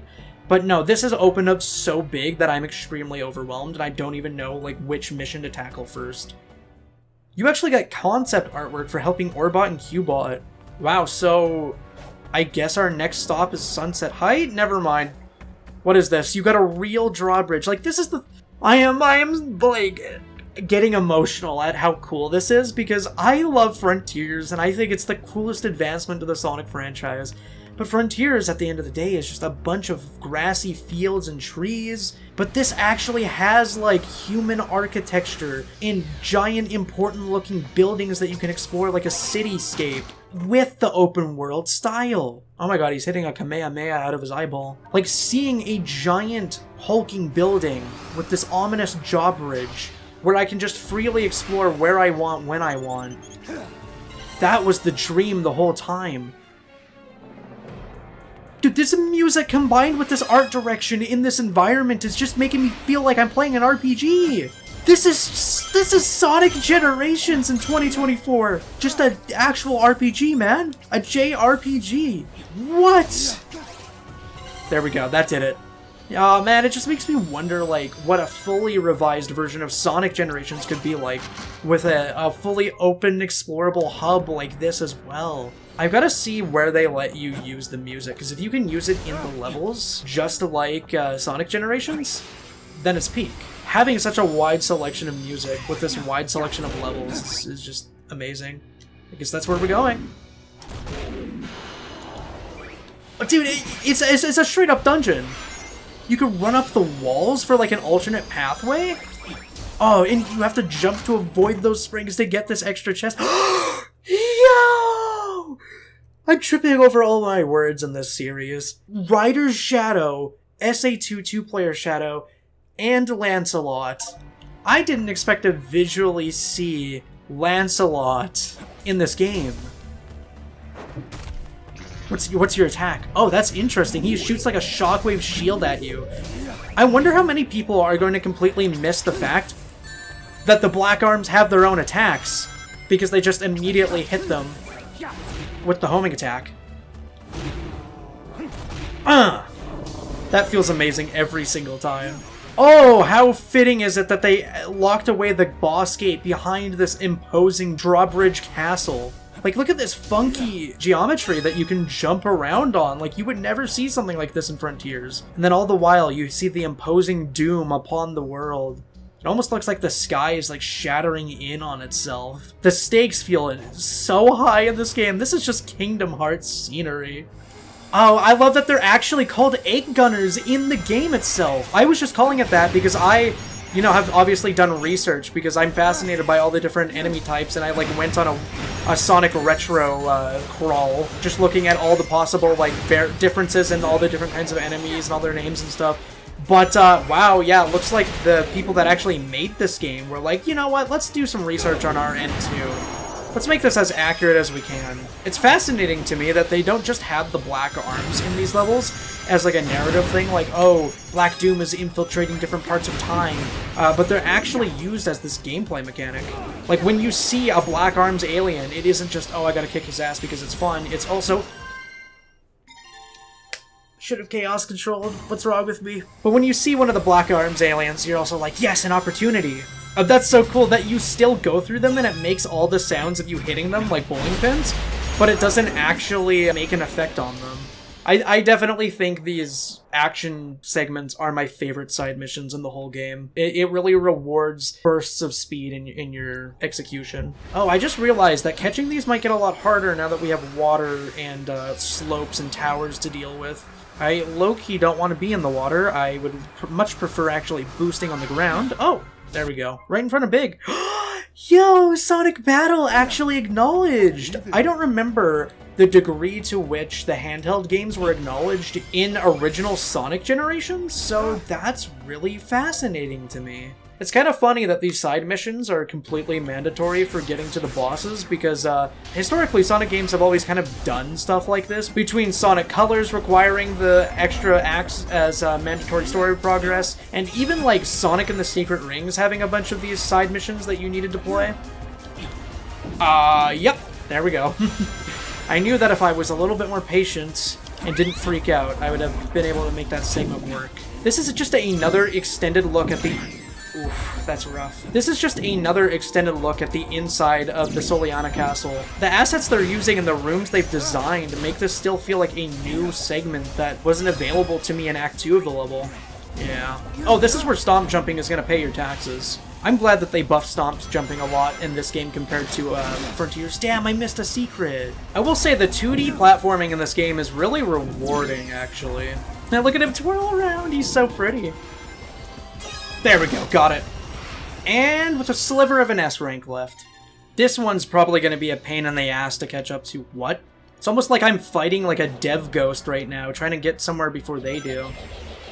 Okay. I died! Oh wow, I actually caught it. I like locked in and I was super quiet, I was just staring at the screen. It seems to me this game is at its most rewarding when you don't explore the white space until you've actually decided to go ahead and unlock some of the side quests, because every bit of exploration is there basically just for you to hit up side quests. Wow, there's so many branching paths! Ooh, god, dangerous, dangerous, dangerous! There are traversal challenges, which are really nice and cool. There's like a set amount. There's like 5 per area so far, it's seeming. It's really cool that they are using a mix of Shadow's surfing gameplay and his like regular traversal gameplay with the homing attacks and stuff. Okay, I got the amount I need. I reached my quota. I can't wait for somebody to inevitably mod this so that he's using his hoverboard thing from Sonic 06 on the water, especially because the control is a lot better now. You can very swiftly like dodge and jump whenever you want. It's very snappy. Whereas in Sonic 06, all of his vehicles were very stiff in comparison. Okay, the ones that are going on the ground are kind of easy pickings because you're much faster when boosting on the ground versus surfing. Welcome back, Sonic Adventure 2 missions. It's time to get 100 rings, and in Sonic Generations side of the story, there's also Chow rescue missions, so you can't tell me this is just a coincidence, because it certainly isn't to my mind. Thank God you can air boost, because my ass would have been grass.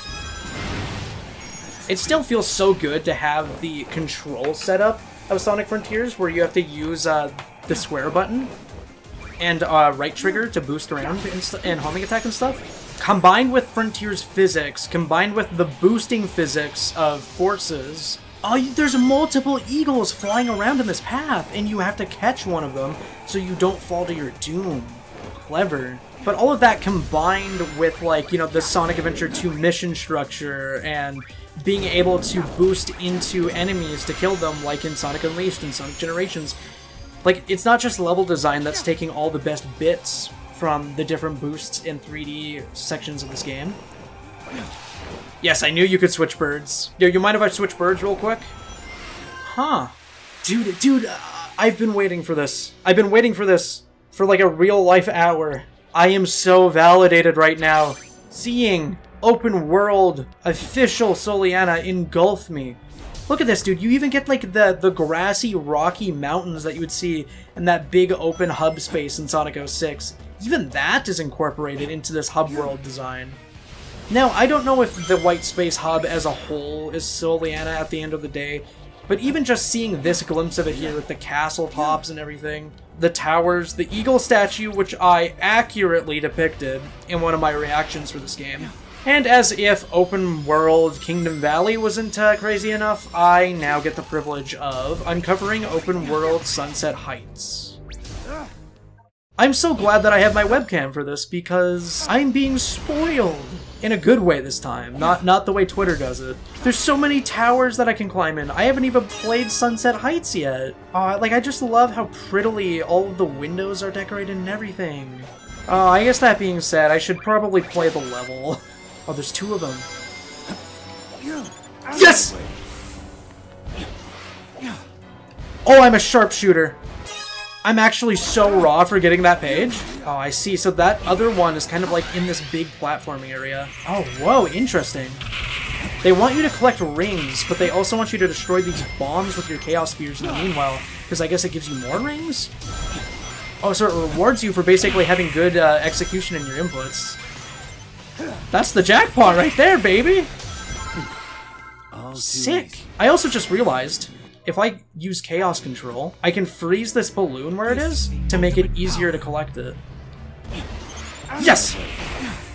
Oh, why am I popping off so hard for popping balloons? What has Generations done to me? The platforming segments of this area are just simply too raw. Oh god, how did that not hit all of them? Yes! That's like 3 or 4 in a row in this session. Ooh, Emerald! That's an Emerald page. And I think the last one I unlocked was an Angel Island page. Oh wow, it just hit me. I always got sad about the missed potential of Frontiers coming out after Forces, because if we got an open zone Sonic Wars game, the beta name, that could have been, oh, wiping tears thinking about it right now. That shit would have been magnificent. But the more that I uncover this hub world, we're gonna get more and more of that idea. Welcome to Sunset Heights, baby. And just like the original, I'm gonna go a certain period of time without boosting. There's a dash ring path on the top there. Wow, they've already improved so much of the design. Interesting how the egg pawns are like kind of... Yes, I knew that you could go in the water sprout. Oh, he's such a funny animation where he's like tumbling around. Yo, even the mass-produced egg pawns do it. They had, like, no personality in Forces. There was no silliness and whimsy to them. Go on this top route. They've already improved this level design tenfold. But I've noticed these mass-produced egg pawns are different hue. They're, like, more gray than before. Oh, look at this guy. He's like a little dung beetle tank, I remember. I don't remember his exact name. But he was never really trifling you that much. Oh wow, this is like a completely redone segment that I remember from Forces. Wow, it's actually kind of fitting having all these spike traps and spike bombs everywhere. It's almost like Eggman weaponized people's past homes so that they can never return after the events of the war. Yeah, this was another thing that we didn't get to see much of. There was like one giant crab boss, and that was it. But we didn't really get to see how imposing the Super Badniks were in this destroyed world. There was like Red Gate Bridge where we got to fight one Death Egg robot, and that was pretty much it. That's really sick that Shadow like slides on his shoes when he does a sidestep. Okay, let's fight some Death Egg robots, baby. Oh, I wonder if I could Chaos Control before going into that segment and see if it changes the cutscene at all. Yo! This is like where the Resistance base is or something. Or maybe this is just the sewer segment. But it's so detailed. There's so many colors and everything. What? Dude spawned into like 3 different... He's summoning like phantoms. Oh, interesting. What in the Super Smash Bros. Brawl is this? Oh, that's sick. Oh, I guess maybe I missed my opportunity to like pop him up. Huh, that's interesting. Also, I gotta say, this remix that I'm hearing, wow, this one's actually tripping me up. That's the first time an enemy in a boost game has given me some kind of difficulty. And God knows how long. By the way, hi Forces Buzz Bombers. It's really sick because in the classic Generations levels, out of my way, you got to see the classic Eggman Badniks in full 3D from modern Sonic's perspective. And we're kind of getting a glimpse of that for Shadow, but in the form of Sonic Forces mass-produced egg robots. This is it! Fuck, what a cool line! This narrow passageway under a subway, all that rubble there. Doom's Eye, I don't want to see SA2 again. I don't care that much. That was really cool. I want to see Forces. Forces is a cooler game. I'm sorry. I'm joking around. Insane that they let him just, like, teleport to dodge all of that piece of debris, and then he actually destroyed a piece of the debris by doing his double jump. He incorporated a gameplay mechanic into his actual canon cutscene. And they're incorporating these segments that are more open as well, so there's a more of like a platforming and movement focus. Okay, see there's a top path. Of course we gotta hit the top path, especially if it allows me to combo one of these gentlemen. Ah! Oh, yes! Yes, yes, yes! The double jump air movement feels so nice in this game. You can correct yourself so well. Give me wings. Give me some wings. I can really benefit from them. Oh, that's so sick. The way that I was at the top of the roof, but because I jumped, gravity still applied anyway, and I was able to dodge them because I jumped to the ground. Oh, this part's gonna mess with my head. Why didn't Sonic Forces do more stuff like this to mess with your head? Like, this is what Sonic Forces should have looked like. Which is ironic because we are playing a Sonic Forces level. Oh, welcome back, Sonic Lost World. I knew your efforts wouldn't be in vain. This gameplay is literally just from Sonic Lost World. Just so you know. Don't say Lost World never did anything for you. It gave you a lot of the mechanics in Sonic Frontiers, like spin dash and wall running, and it's giving you this. That's okay. It's supposed to be a little difficult. That's part of the fun. What are you, a masochist or something? You like that I'm beating you? I debated taking a screenshot because that pose was like... That's gonna be as iconic as one of the adventure poses. I think that was fully original, unless I'm, like, sorely mistaken. I'd love to, like, walk around a street in Sunset Heights instead of just, like, running down, like, a singular pathway. Let's hear Act 2. Oh, okay, we got the rain. We got the smoke everywhere. All the colors are a bit more muted. We got, like, the sad, like, synth? Question mark? What, they're incorporating the Doom Surf into one of the linear levels? I thought that was only going to be traversal for the open world. And it makes so much sense in, like, the aesthetic of this level because it's raining everywhere. There's water on the roads, on the pathways. Oh, wow, they even replicated the... What? They actually have you trying to evade... They brought back that mechanic from Forces. I love that mechanic where you can just, like, homing attack chain them. Wow, the Death Egg lasers actually play a part in the platforms. If you are not fast enough, you will not be able to go on that top path. Of course, you have Chaos Control anytime you want, though, so don't get too afraid, but yeah, I keep forgetting to use Chaos Control because that's never how I played Sonic games.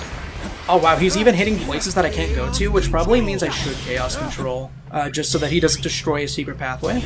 This is such a somber remix of the song, too. Like, I am proud to be hearing this right now. In this platforming segment, like, the platforms they're using remind me a lot of episode Shadow, ironically. Oh, that's right, I gotta hit you up with some of them Chaos Spears. Get screwed, man. There's so many alt paths, I feel bad for missing out because I'm trying to go as fast as possible. Like, I feel morally that maybe I should go slower just so I can see more. But the design philosophy of Sonic is typically like, if you're going on the top path, you're doing what you're supposed to. You're going on the fastest route. Oh, wow. I really love how they recontextualized the sewer level design from, like, classic Sonic's level to be, like, similar with all the twists and turns and slopes and everything. I really dig this, though, because it's like even the infrastructure under the city has been screwed. Like, all of this is completely unlivable. Like, your homes no longer exist in any sense. It'll be so hard to rebuild. I guess thank God for the restoration in IDW then, huh? There's so much to do here. I love the illumination from the sewer lights. It almost feels like an underground city in a way. One of my biggest hopes was that maybe we would actually get it to explore Restoration AQ in full 3D, but I don't think that's very likely, unfortunately. Yeah, I remember this segment. I remember them using Chaos Control.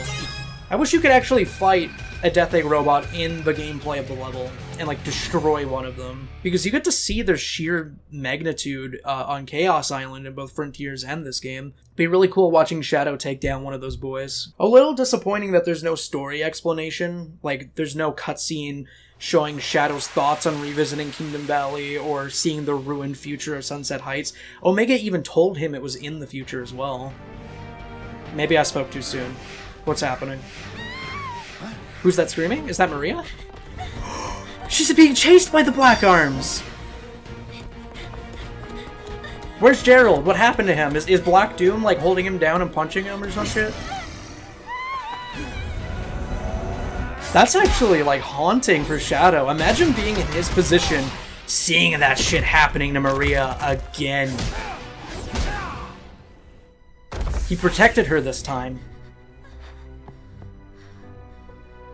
You've got to imagine how healing that this must feel to him. Maria.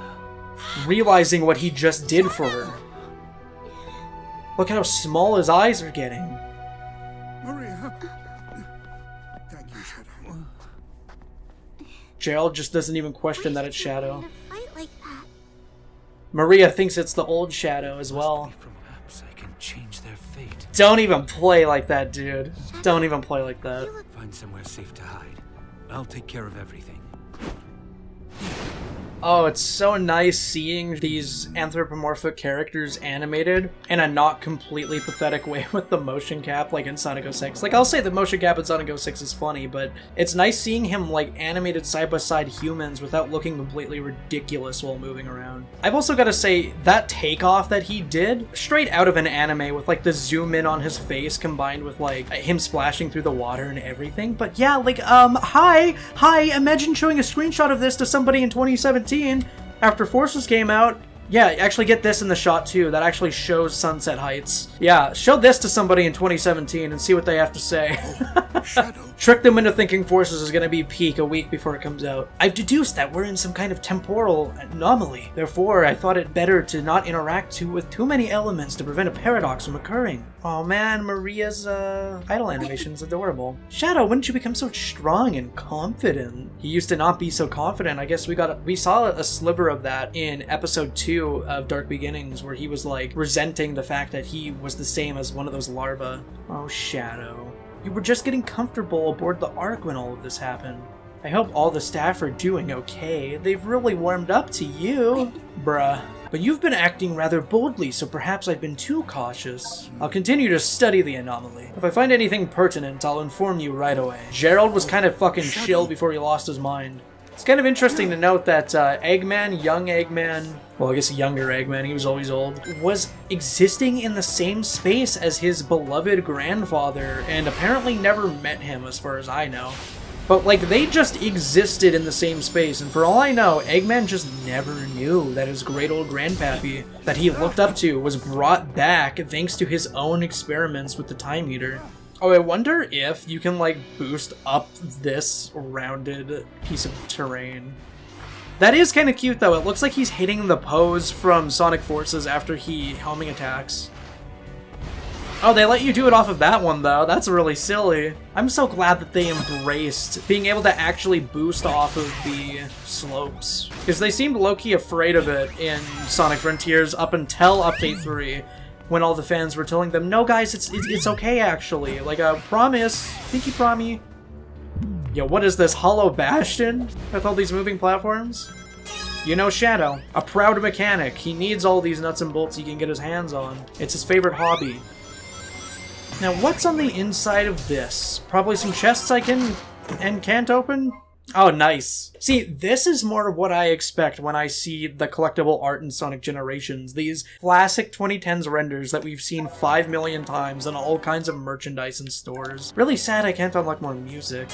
And as if open world Kingdom Valley wasn't crazy enough, I now get the privilege of uncovering open world Sunset Heights. Something about Shadow hitting this pose with the black UI and a Forces screenshot. This is what episode Shadow could have and should have been.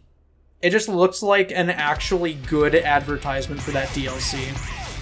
Oh yeah, it's a one ring mission. I like these. Ironically, the usage of all of these like spikes and spike balls everywhere kinda makes me think of episode Shadow, because it was supposed to almost be like a harder version of the Sonic levels. Nothing in Sonic Forces is hard, but they added a lot of obstacles into his level design. So this is kind of fitting for Shadow's perspective if you think about it. Aw, dude, they did the sunset so nice there. It's just shining in your eyes like a lens flare. Just the presence of the sun, the absolute light, like the sheer presence of its light is a set piece in its own. Oh, this is actually clever. This is like you're walking on a tightrope in Sonic Unleashed. Oh god, I don't know if I'm going to be able to make it for S rank. Wow, I had no boost gauge whatsoever. Also, I recognize that segment. Don't even try going up there, I already know the pathway. See? Oh, hi, Tyrios! All the different versions of him, too. Imagine not actually seeing pictures of him online. Like, being a kid or being a brand new Sonic fan that hasn't done a whole bunch of deep diving research and seeing this for the first time inside a game itself. I saw that kind of artwork for the first time because of the History of Sonic the Hedgehog book. Wasn't even because I was researching online, per se. And I still thought it was really cool that an officially licensed Sega project was showing off their old unfinished stuff that never made it to the cutting room floor. Okay, this is giving me Sonic Colors vibes. Moving platform, can't go much faster, basically an auto-scroller. Oh wait, this level is kind of fun. The way that you can choose how fast you dodge all of these obstacles or how slow you take the level, depending on like how confident you are. And then all the while, you still have that element of like trying to conserve your boost meter as well. You're basically mine, I just have to cut your corners. Oh, yep, there we go. Aw, what a cute piece of artwork to reuse for this. I'm kind of surprised that didn't make it to base generations, because those are all the playable characters from Sonic Adventure 2 Battle. Such a pretty remix. This level looks like it's directly out of Sonic Forces itself. Like one of the actual official EX challenge levels or something. Know what I'm saying? I find that these dash ring missions are pretty cool too, because you can only hit dash rings after you've covered other dash rings, so you have to do this in a specific order, almost like a puzzle platformer. See, this song is really cool because it's a mix of like EDM that you've been known to hear a lot in the more recent Sonic games, but then it's still got like the rock origins of Sonic and the Adventure era and everything like that.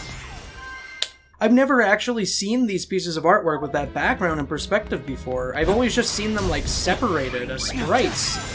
Also, I just want to say it, this episode of the series is likely to be one of my favorites, if not my favorite, because it's a combination of 06 Kingdom Valley and Forces Sunset Heights, two games that I really like despite being black sheep that no one ever thought would return. And of course they get to return, in a game with like a real story as well. Because those games had semblances of cool stories, but were obviously super unfinished, to a downright disappointing degree. Oh, and I got the secret as well.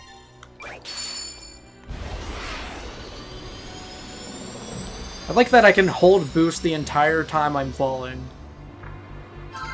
Ooh, Tyrios in action. I have seen the one on the left. I don't think I've seen the one on the right. I guess that isn't technically Tyrios because it's not the design that you use as an alt skin. Oh, is that Frog Forest from Heroes? Yeah, you can see the crocodile. That is pretty. That's like a children's storybook illustration. I love that kind of artwork.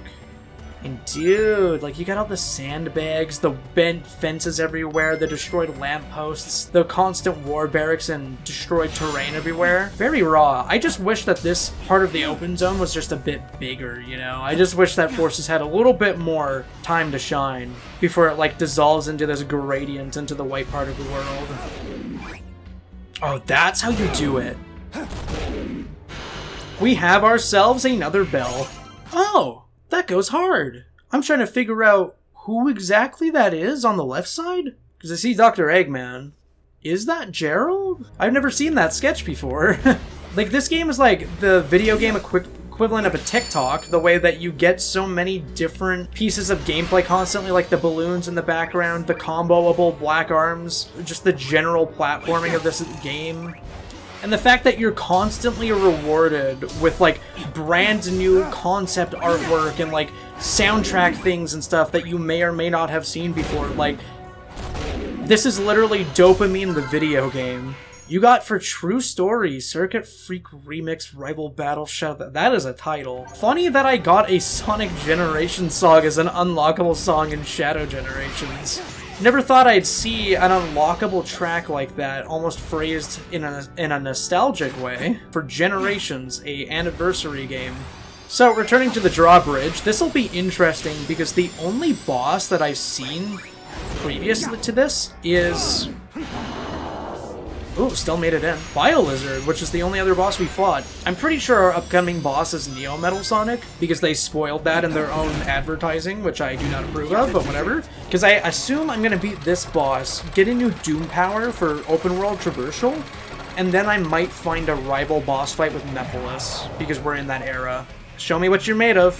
Hey there, Metal Overlord.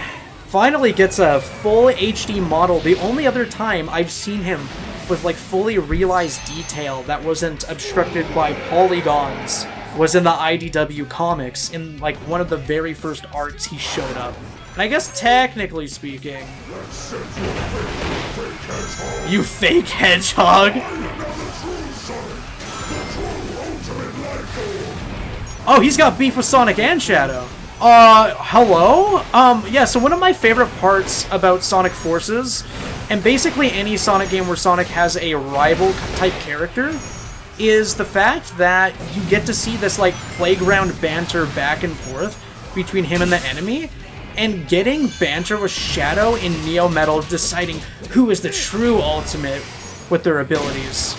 Very sick, very cool connection between the two. In one breath, he disses both Sonic and Shadow. Even calls him a fake hedgehog like Sonic kind of would. Okay, so I'm guessing I am avoiding these ones, and I'm hitting all of these ones. That's how it works, yeah. That's sick that they trained you in the open world and with the extra act missions that are mandatory to get you ready for this fight. Oh, I think you have to dodge. Ooh. Okay, I almost did that way too early. Oh, shit. Okay, that's his tell. Whoa, he's actually fast! Sonic Generations bosses didn't even take me off guard like that. The only time I got hit in Gens was, like, I guess when I was screwing around in a mod showcase versus Death Egg Robot. Oh, this is really satisfying to chain a bunch of different pieces of rubble. Oh, and getting the rainbow rings is, like, instrumental to getting big damage on him, too! Also, something that I believe I read in the advertising for this is that the area that we're in, that we're surfing on, is Final Fortress, but it's the sunken remains of Final Fortress. I honest to God thought I was going to miss my jump, hit that laser, and die with 0 rings. I don't even know what's happening. I'm terrified right now. 0 rings, whirlpool. Okay, thank God. Okay. I don't even know what he said. I'm, like, actually, like, locked in right now? Ha! We're playing ping pong like Link and Ganon! Not much to show for such big talk! Yeah, very witty comeback, Neo Metal. Oh, you can spin in the air! That's how they taught me that just now, on a whim. This kind of reminds me of the Heavy Gunners boss fight, where you have to, like, hit the missiles back, but, like, in the air. And sometimes there's, like, red missiles that you have to avoid, and all of them matter. Okay, the imagery? Whoa, he threw a warship. He threw a warship just like Sonic Heroes!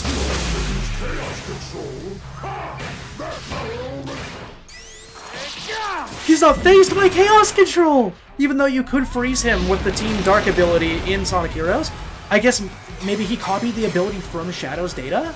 He has actual dialogue for when you activate that power! I just love that, like, duality of both Sonic and fake Sonic, calling Shadow Faker, Imposter, but for different reasons. Sonic's a taunt, and Neo Metal is just offended that Shadow exists and challenges him. Not even Sonic. He's not Sonic. He's not the Hedgehog he wants to challenge. That definitely warrants a replay.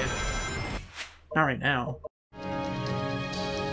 Better race over there and make sure, like, debris doesn't fall on Maria and Gerald. Give me Squid? I'm guessing? She just looks distressed to exist in this world where this kind of stuff is normal. It's the same tingle as my new abilities. That feels like a foreshadowing line. Black doom. Oh, Maria's hi! illness couldn't be treated on Earth. Oh, hi, beautifully I could better painted manage her condition cutscene? on the Ark. Didn't expect this type of Even if her cutscene to family be present. didn't like Wow, it. this is before the art. I This is what her attempted to life is like. develop the ultimate He's a little means to guy. find a cure for A Maria. tiny lizard. So when that alien warlord reached out to me, and He sounds so offered the ashamed miracle right now. of chaos, you two are linked by blood. As you will I love that make his reaction. ultimate weapon take over your body and be reborn in Whoa, that's actually a cool You idea. made me the ultimate black Because I guess doom Shadow fool. is a part of the I'll hive take mind. this power and Use it as my own. What a good pose! What a good pose! Oh, he felt so triumphant and confident. Definitely no longer plagued by the past or the tragedies that happened to Maria and Gerald. That adds a lot of, like, oomph to beating Devil Doom in Shadow the Hedgehog, because it isn't just, like, invalidating that victory and saying, actually, he's back now. It's saying, like, yeah, no, he's still reeling over that defeat. He doesn't have a physical form anymore because Shadow beat his ass. He's bitter about it, obviously. So he's coming for your body, and you don't have much choice in the matter. We're going to basically make you do this kind of bidding for us. It's almost like in 05, he wanted to manipulate Shadow into choosing to be a ray of light for the Black Arms. But now it's more like, yeah, I'm telling you, you're gonna be. Each of these get, like, more and more menacing. Just completely white eyes, no pupils. Really kind of reels in the whole, like, hive mind, insect aesthetic that aliens have in this universe. Oh, that's creepy. That's actually disgusting. I don't like the visual look of this form, but I think that's kind of the point. Doom Morph. Oh yeah, hey guys, it's Spider-Man on PS5. Spider-Man 2 finally releasing on PC, close to the release of Shadow Generations, just for some attention. It's kind of funny though, because like, this is such a bizarre thing to give the cartoon hedgehogs as a real ability that they can use in their arsenal. But when you think about it, this already happened in Sonic Superstars, technically speaking. Locked in. Chaos Control. And mission solved. Let's go. Yay, Sonic Forces! I don't know why. I didn't even read what it said. I just saw the word Sonic Forces and got really excited. Like, I saw the logo and I was like, hey, I like that game. Oh, that's interesting. You have to directly make contact with one of these orbs. Otherwise, he just does his little goopy walk. That's his official name now, it's Goopy Walk. I like that the reflections on this almost look like oil, and his trail behind him, when it settles, it doesn't look like anything you would want to ingest. There we go, clear. As easy as that. That's almost done. I just need to double what I already have. Just for the roof. I've got to think about all of, like, the hardcore Sonic historians that are going to be seeing, like, all of this revisited concept artwork from a bunch of stuff that they didn't show in the original Sonic Generations because it was a little bit too obscure at the time. But then they're going to have such a fun time just, like, seeing what they decided to put in the game this time around. And they're going to be pointing at the screen like Leonardo DiCaprio, and they're going to be like, I know that! I know that very specific Sonic Eraser concept art! I really don't recognize a lot of the concept arts I'm seeing. Oh, Solaris! Wow, that's kind of cool. We're getting like a compendium of like all the kaiju gods in the Sonic franchise in the collection room this time around. Look at these narrow pathways. This makes for some really fun platforming. This gameplay gimmick almost reminds me of like the action chain challenges in Sonic Frontiers. I like that I'm getting stopped in gameplay so much by basically the concept artwork jump scares is what's happening. It's actually quite silly but novel at the same time. Very much appreciated as a fan for sure. Okay, this part's a little stressful. 12 seconds and a dream. Nah, I got this. Nah, I'd win. Oh, I like that they're using the purple dash rings. I like how as soon as I said the purple dash rings, it immediately clicked with me. Ah, yes, this is going to be Chaos Island. Oh, wow, yeah, you got the architecture of the ancients with this kind of stone. The molten lava, gravelly parts of the ground here. Of course, like I was just saying, the purple dash rings. You can only access this area after the fact, unlocking the squid, which is a really cool environmental storytelling. Wait, that's awesome! They really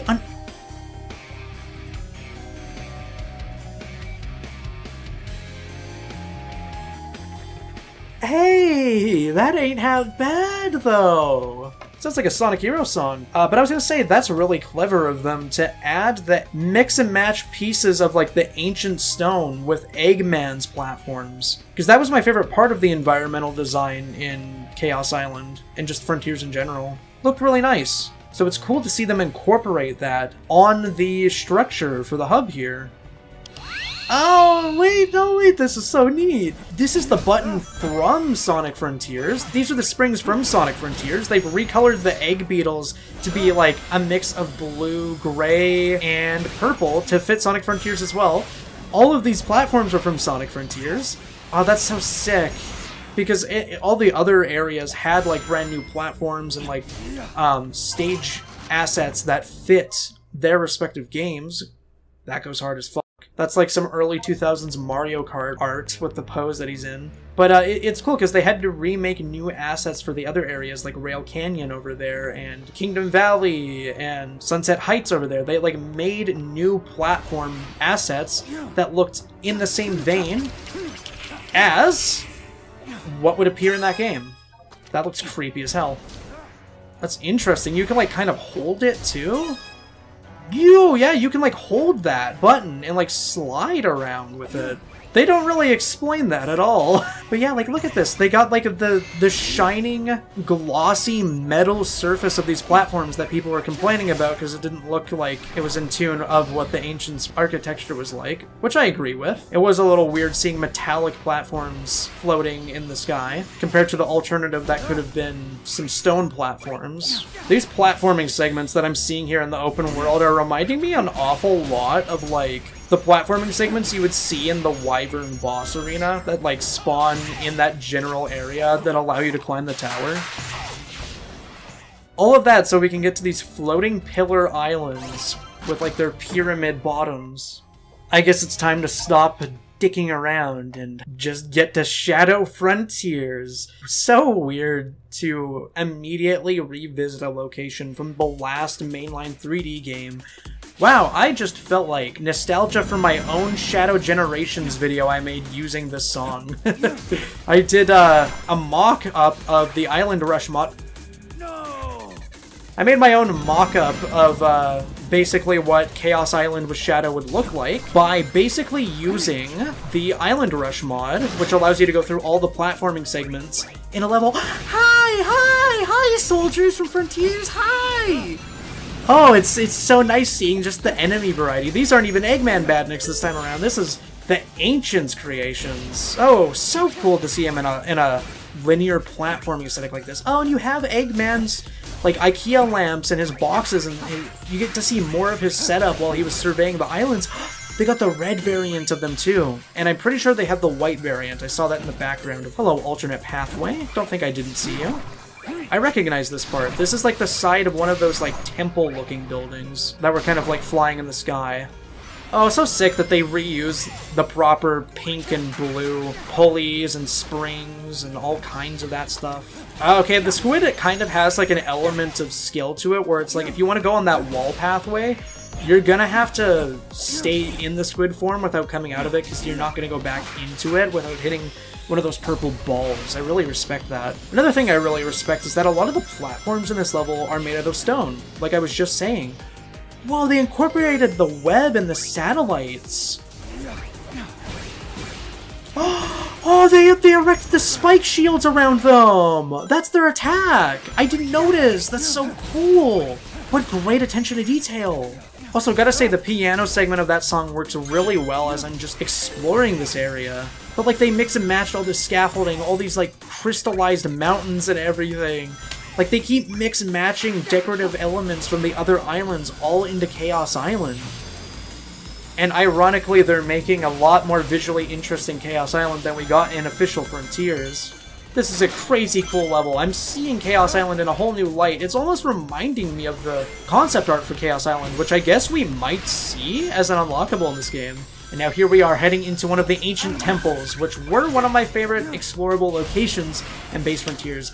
Oh, so far the opening of this temple looks like one of the open ones. I'm so happy that he saved himself. Yeah, it looks like one of the open temples that you would enter in, like, kind of the beginning of Chaos Island that's just out in the open before you talk to Tails for the first time. That looks like the area we're in right now. And then this segment, this little hallway, looks like one of the underground temples that you get to go to later on. Ooh, the closing walls, that's cool. I thought I was, like, doomed to get crushed and die there or something. Oh, this is the broken ravine that the Death Egg robot shot for you. And this reminds me of the platforming challenge that you have to do for Tails to get the remaining parts for the Coco. Where you have to destroy all those metal boxes to get more tools. That's really sick that they incorporated that Black Arms enemy on that segment where there's like lava that's so easy to fall into. Because you gotta lock in, you gotta react to their overhead attacks like a fighting game, and you gotta anti-air their asses. Nah, but they cooked with this song. It sounds completely fine in gameplay. It does sound weird isolated with all its dubstep wub-wubs, but I am a fan. Oh, and this is like the top of that big, weird, spiraling 2D platforming segment in the sky. Surprisingly, I got a C rank. I'll come back for that S rank. I was doing a lot of admiring the environment around me. That's cool that there's like a pink gradient on Chaos Island's name there. Really big fan of like the Hub World song for Chaos Island. It might be the best of all of them so far.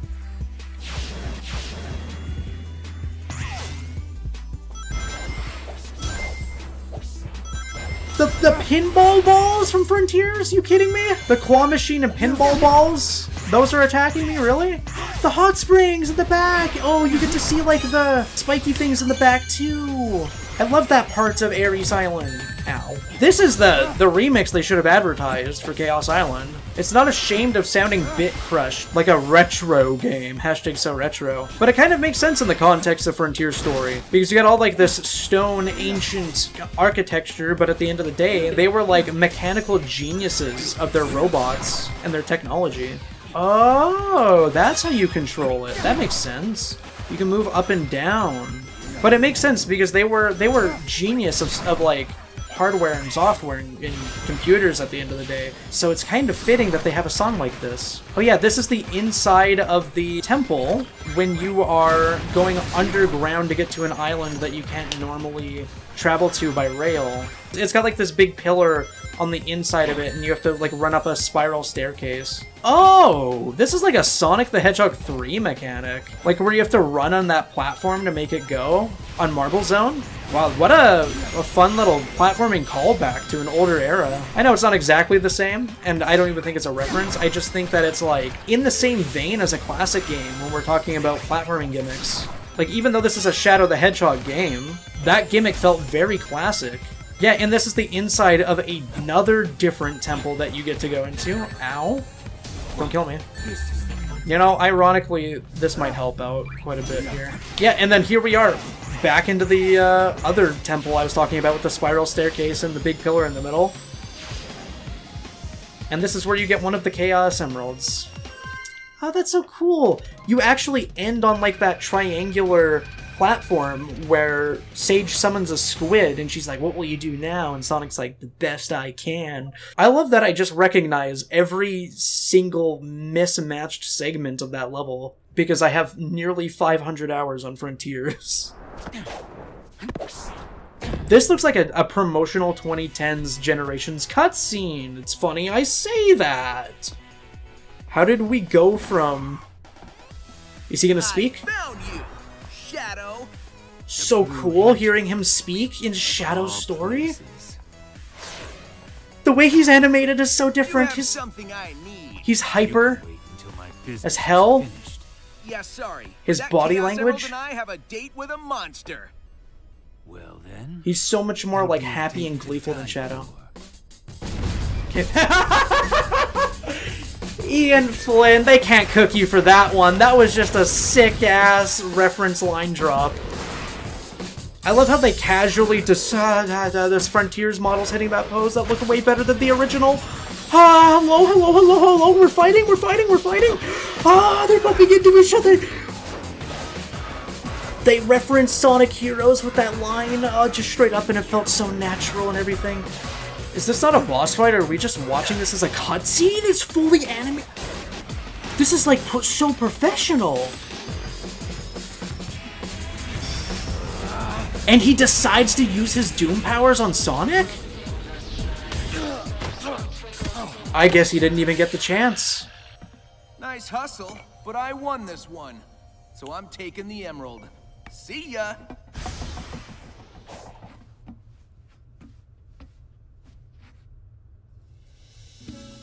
So I guess we now know why he didn't use it in the boss fight. I finally find you. And Kinda- what do I see? Kinda Sonic sick defeating you. that the What happened? protagonists I will beat him on equal of this terms. story. Not at all. A fine time for you to be honorable.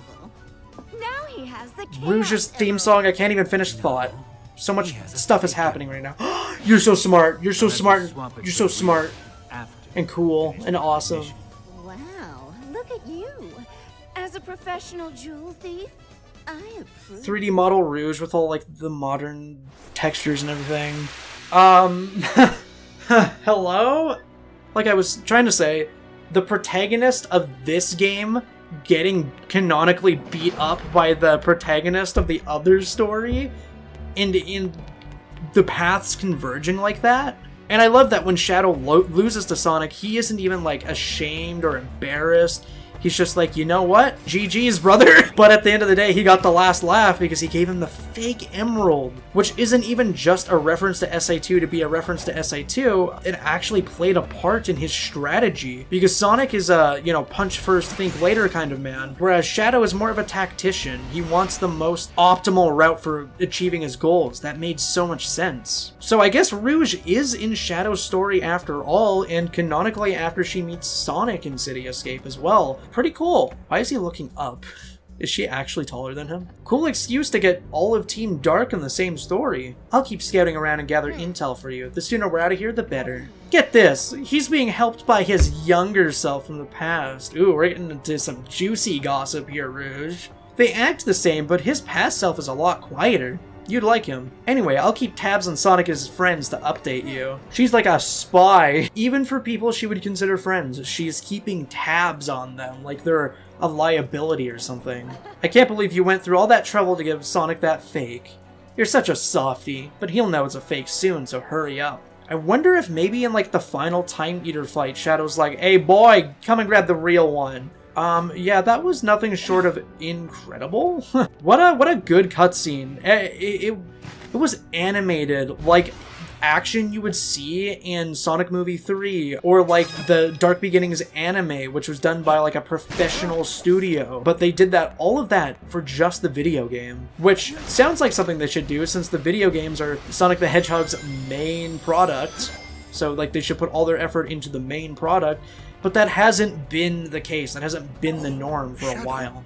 I can tell you're desperate to tell me something. I beg you, don't tell me anything. We must not pollute the time stream. If we can resolve this crisis, we will return from whence we came. Space-time will settle and shift back into place, like rippling water becoming calm again. Shadow, why you not trying to cry, bruh? That's melancholic as shit, bruh. Why you fucking try not to cry, bruh? So it seems like we've been apart longer than I thought. Have you made many friends? I saw you racing away in the distance with that blue hedgehog. He seemed nice. Okay. That's gonna give Sonato shippers some fuel. She's saying that like a parent. Oh, you've been to the Ark too. It's pretty neat. We're just canonizing the fact that Big appears in every single SA2 level? That's silly. What? Yeah, I've been there. Froggy ran off this one time and led me on a crazy adventure. I think I saw you passing by a few times. That's a good one. Yeah, I know Sonic. What a swell guy. One time, Dr. Eggman kidnapped Froggy and fed him to a water monster. Sonic helped me rescue him. True story. Because Shadow wasn't there for the events of that game. I used to have that yellow Chaos Emerald too, you know. Yup, it was my lucky charm for a while. Then one day, Froggy ate it and grew a tail, which led to all sorts of trouble. True story. Oh boy. You'll never see this kind of writing without a fan writing the game. I glaze Ian Flynn's work a lot, and it's because I grew up with his writing in the comics, and I've been waiting for a day like this, where you have a Sonic game that takes everyone seriously, that has this kind of narrative, that references these things like they really happened, and doesn't treat you like a baby nerd man for knowing that they happened. It treats you as a smart individual for playing the other games. You're rewarded for knowing the continuity nowadays. It wasn't like that for a decade, so I'm just beyond happy that they got comic people to work on these games now. Because I feel like the comics have always been the best part of the Sonic franchise in an era where the games weren't doing much interesting stuff. Oh, I just noticed on the map here, you have like classic silhouette icons for every character now, not just Sonic, Tails, Knuckles, Amy, but you have one for Omega, Shadow, Rouge, Big, Maria, Gerald, Orbot, and Cubot. I always associate those icons with like Yukawa's artwork for some reason. White Acropolis, that'd be a cool level to see in Generations. I also just noticed, I think it's pretty cool that they got rid of like the boost meter in the open zone, so that you can kind of just freely run as much as you want without it being a resource to worry about. It's kind of cool to see Orbot and Cubot in a useful part of the story as well, as opposed to only being comic relief, and also not being in a purely comedic role. Like, they still say funny things, and they're still idiots. That's not all they are in this game with this tone. That's my favorite SA2 artwork.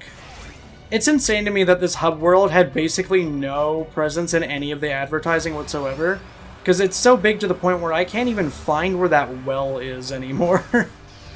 But something tells me I'm not going to have to look too hard for it, because this looks exactly like the area that we were in the well. Is this the dusty desert cavern where we're gonna fight Mephiles? It has to be, right? Splatoon! Oh, that makes so much sense. If you want to conserve your squid form, you gotta stay in the ink, like Splatoon. And they've got... I just love these underground dungeon segments. Sky Troops, good-ass song. I use that in a lot of my videos. Oh, wow, so perfect that they actually have secret chests and everything in these underground optional-looking dungeons that you can find just for exploring. Yo, they're even playing around with, like, different senses of gravity? But yeah, just the general tone of this area, the lighting, it just reminds me of Dusty Desert, so I feel like this is the Mephiles rival fight. I will say, I'm a little disappointed there wasn't a Sonic rival fight. That was one thing I was really looking forward to, potentially. Just like the idea of fighting the main protagonist from the other side of the game, the one that saves the day, the one that's typically a goody two-shoes, seeing him from the enemy's side, with all his sass and tact, coming at you, that's the coolest thing ever, man. And it's one of the main appeals of Sonic Adventure 2 back in the day, you know?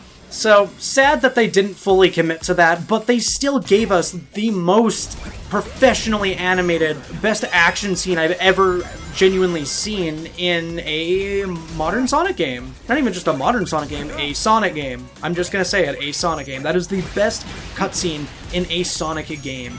We finally got something better than the awesome CG action scenes from Shadow Story and Sonic 06. Somehow, it also included Shadow, though. Funny how that works. Now, this might sound silly to say. I really would not mind a mod that kind of replaces Shadow with Sonic, because I'd love to explore these Hedgehog Engine 2 open space levels with Sonic's model. And thankfully, the file structure for Shadow Generations is near identical to Sonic Frontiers, so I guess hypothetically you could probably import a lot of the existing skin mods from Sonic Frontiers to Shadow Generations? It's kind of funny, because for a long time we've all been saying, like, oh, can we play as someone other than Sonic? And here I am saying, I'd like to play as Sonic in this. Using the rail jumps to my advantage? Yes, and using the squid web slinging to my advantage as well. That was actually just raw open zone gameplay.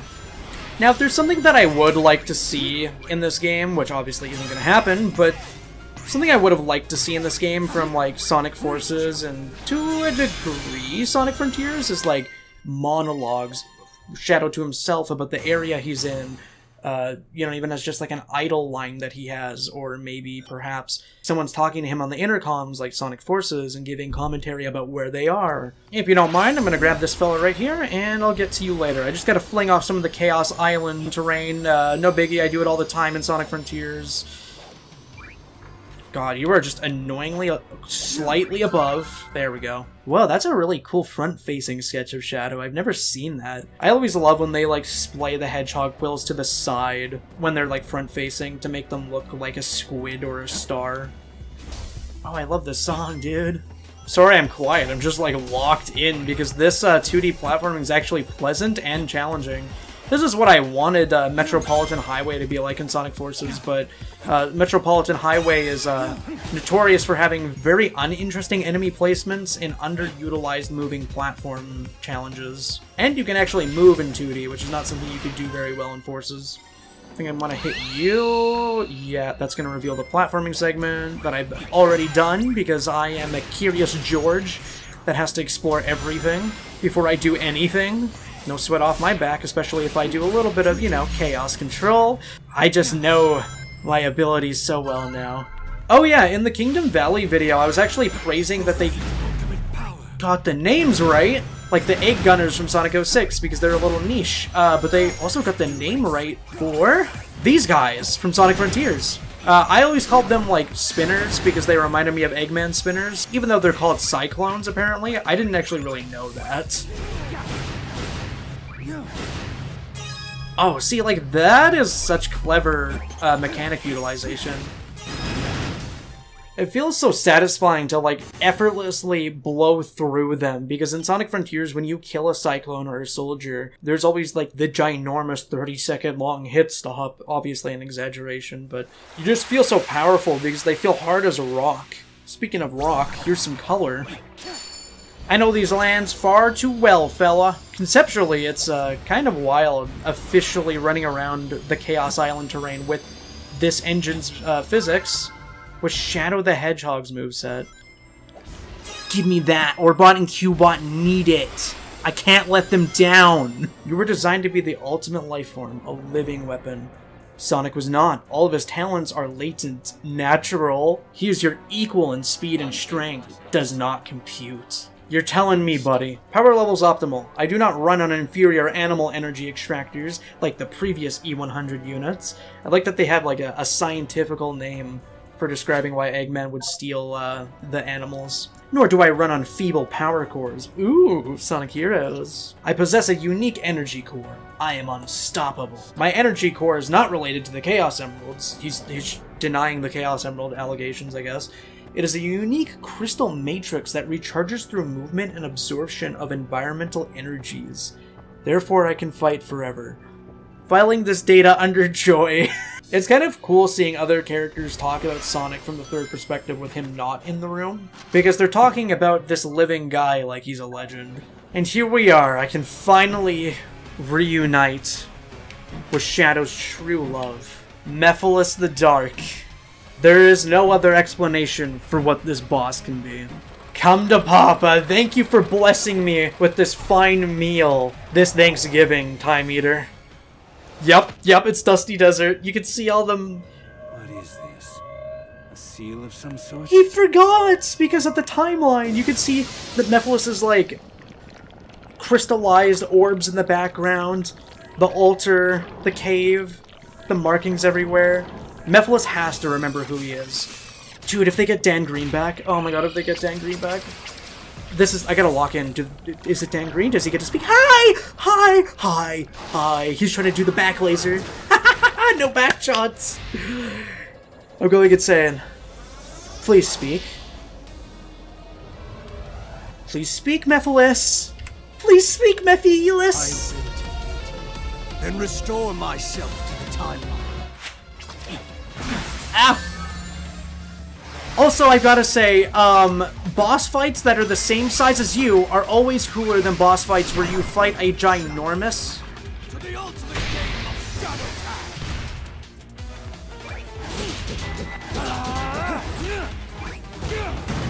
Oh, well, I just Mario 64'd his ass.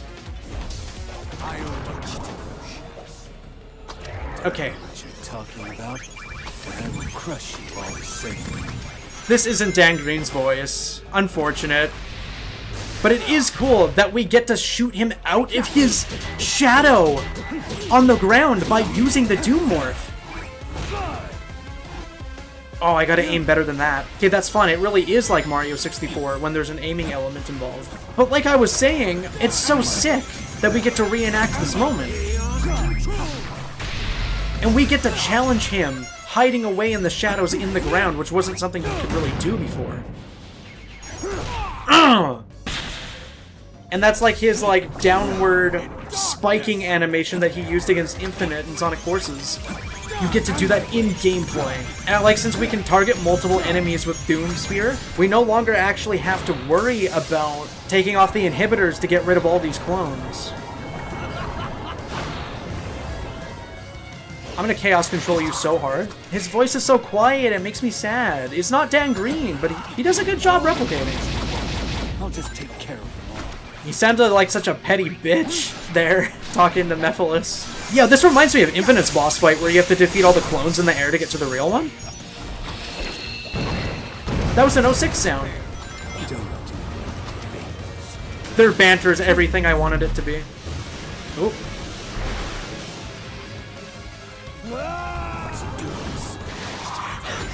Welcome back, Sonic franchise! We have truly returned. That definitely wasn't supposed to happen, but the boss fight still peaked nonetheless. I will say, gameplay-wise, not even biased or anything, gameplay-wise, this is definitely my favorite boss so far. It feels the hardest every time you hit the enemy. And the way that it actually involves your Doom powers as upgrades, so sick. So raw. Oh, you gotta break the shield first. That makes sense. He has like the crystallized shield. Oh, I guess it's taking more than one hit now. Yep. You could almost reason that me clipping through the ground like that is one of Mephiles' attacks, because he himself can actually do that. Oh, I love that. We aren't even screwing around with his trickery. We're just freezing time. He can't even react, even though he's half part a time deity. He has no idea why he's getting stomped so hard this time around. Shadow doesn't even remember him. Wow, actual motivation for Mephiles, weirdly enough. In its weird, own screwed-up way, he does what he does because he wants to exist! He punched him into the ground like a turnip! From which you came. Ever. Oh, word? Oh, word. My bad. Sorry, Sega. I just, like, thought his design was really cool and all. It's just my bad for wanting a future for him. But, thanks for finally responding to my DM, I guess. Okay. By the way, that would have been an A rank at least if I didn't get clipped through the ground.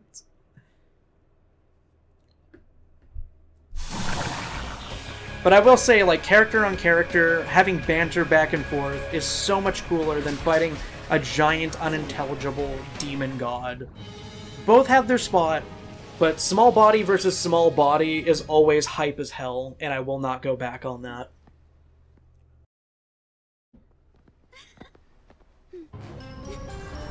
Shadow, you beat his ass into the pavement! We're so proud of you! Don't be frightened. Don't be frightened, he's my ex. Shadow will never serve you. He's nothing like you. You tell him! You tell his ex!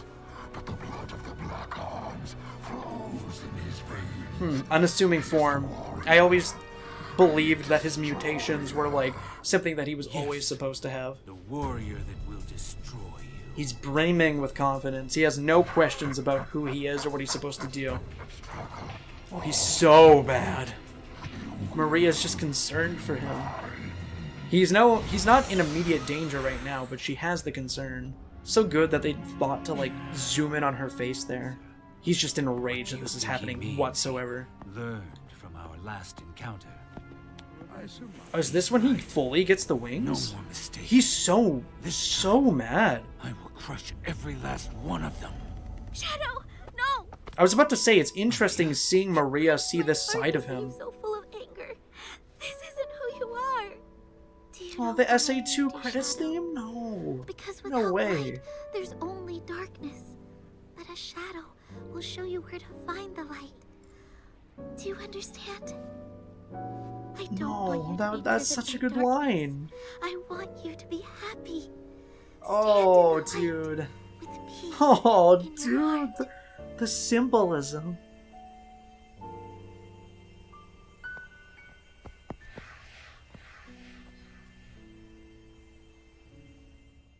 Oh my god, that was so good.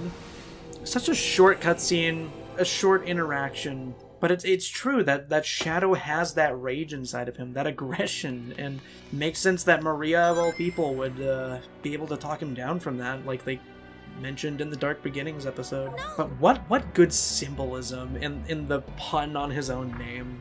I don't want you to listen to Black Doom. You may share his DNA, but he's not your true family. Your real family loves you and wants you to be safe and happy. That's us, Shadow. Me and Grandfather. Please remember that. You know, Grandfather before he went insane and tried killing everyone. So you say you've seen regions you're not familiar with.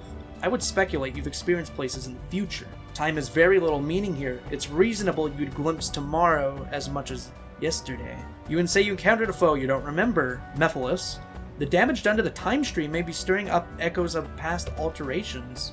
Oh, I've studied time manipulation, and I'm no expert on it. All I can offer are my educated guesses. I will say, I'm not impressed with some of Mephiles' dialogue. I think it's cool they gave him some kind of motivation for why he did the things he did in 06, like, I want to exist, blah blah blah, even though ironically he wanted to consume everything. But that was an interesting aspect to him. You saw an emotion in Mephiles other than just being sadistic. His dialogue was entertaining, saying like, oh, did you forget me again, and taking offense, but I kind of feel like Mephiles wouldn't be so offended. I can definitely see him breaking down and being like, I want to exist, but I don't know if he'd be so offended. I think he'd just find it really cruel fate. He'd find the sadistic pleasure that Shadow keeps freeing him over and over again. And then I see the rage coming out at the end when he keeps getting sealed again and again. I wish that they maybe had more dialogue before the fight broke out, and then had all of the dialogue in the middle, and then again at the end. But it's kind of funny, like, Shadow does not remember who this guy is, doesn't remember their beef, and even then, once he beats him into the ground, he's like, you have no future, moron! Doesn't even know him. It seems my theory was correct, and time can heal itself to a degree. So as long as the pivotal moments in history are restored, the rest will find equilibrium. Whatever ripples you create will be nothing in comparison to the evil he would bring. Since time has been different for you, do you remember our teacher? Whoa, because of that one Sonic Channel artwork where Shadow and Maria are learning together in the arc. She was very strict, but I loved learning new things from her. She liked my biology report on Xiao very much. You really ought to catch up on your homework, you know? I don't think you ever turned in an assignment. He didn't care. It's not that he's not smart, he just didn't care. Thought it was stupid. He could be training to be the ultimate. Well, I will say from a gameplay standpoint, Mephiles is still my favorite. The writing could have done a little bit more for my taste, but I'm sure I'll revisit that fight plenty and still find a lot of joy in it. Yeah, I'll be taking that Boy Scout badge, thanks. Putting that on my collection. He just yoinks it from him. Resell it on eBay. Wait, he's crystallizing. See, that's so interesting that they give him the Doom Wings at the beginning of the game one time, and then we officially get it here. I want to see what Maria's reaction to his wings are.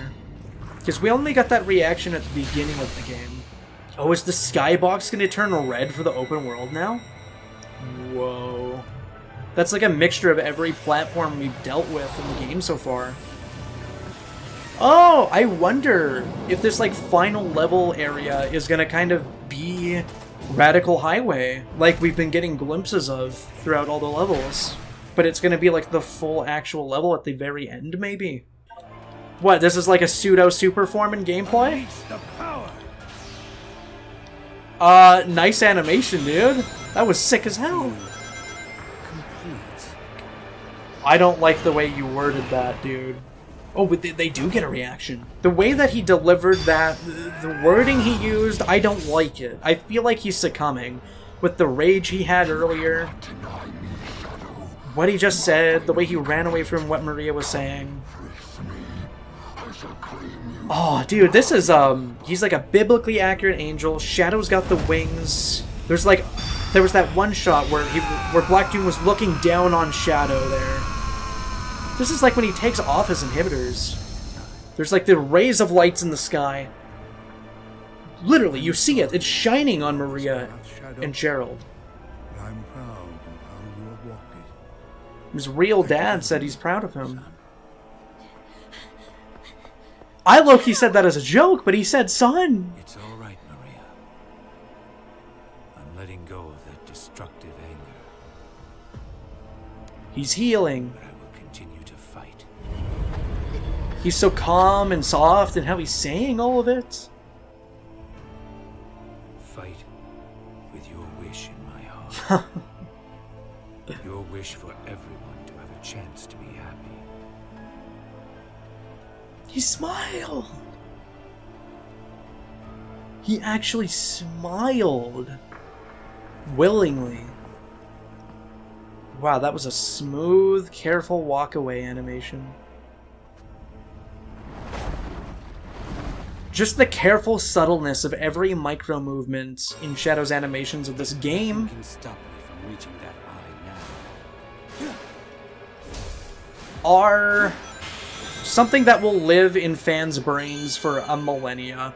If you thought they were obsessive back in the 2000s where we didn't have a whole lot out of like the animations in Sonic X, yeah, they're gonna get really, really annoying with their cheesy fan content and fanfictions. And by annoying, I mean people that don't like it will be annoyed, and people that enjoy the franchise will love it, myself included.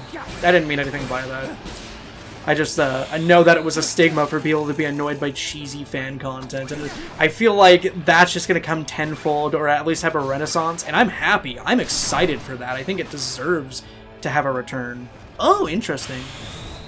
But I can just fly over it like Silver, and then get the hell out of here, boy!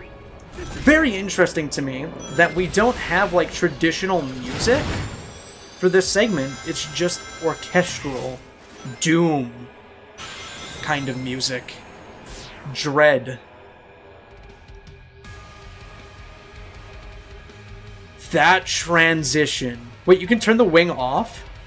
Oh, dude, he's holding his face. He's slumped over with that bad posture. This is looking right out of a punk album.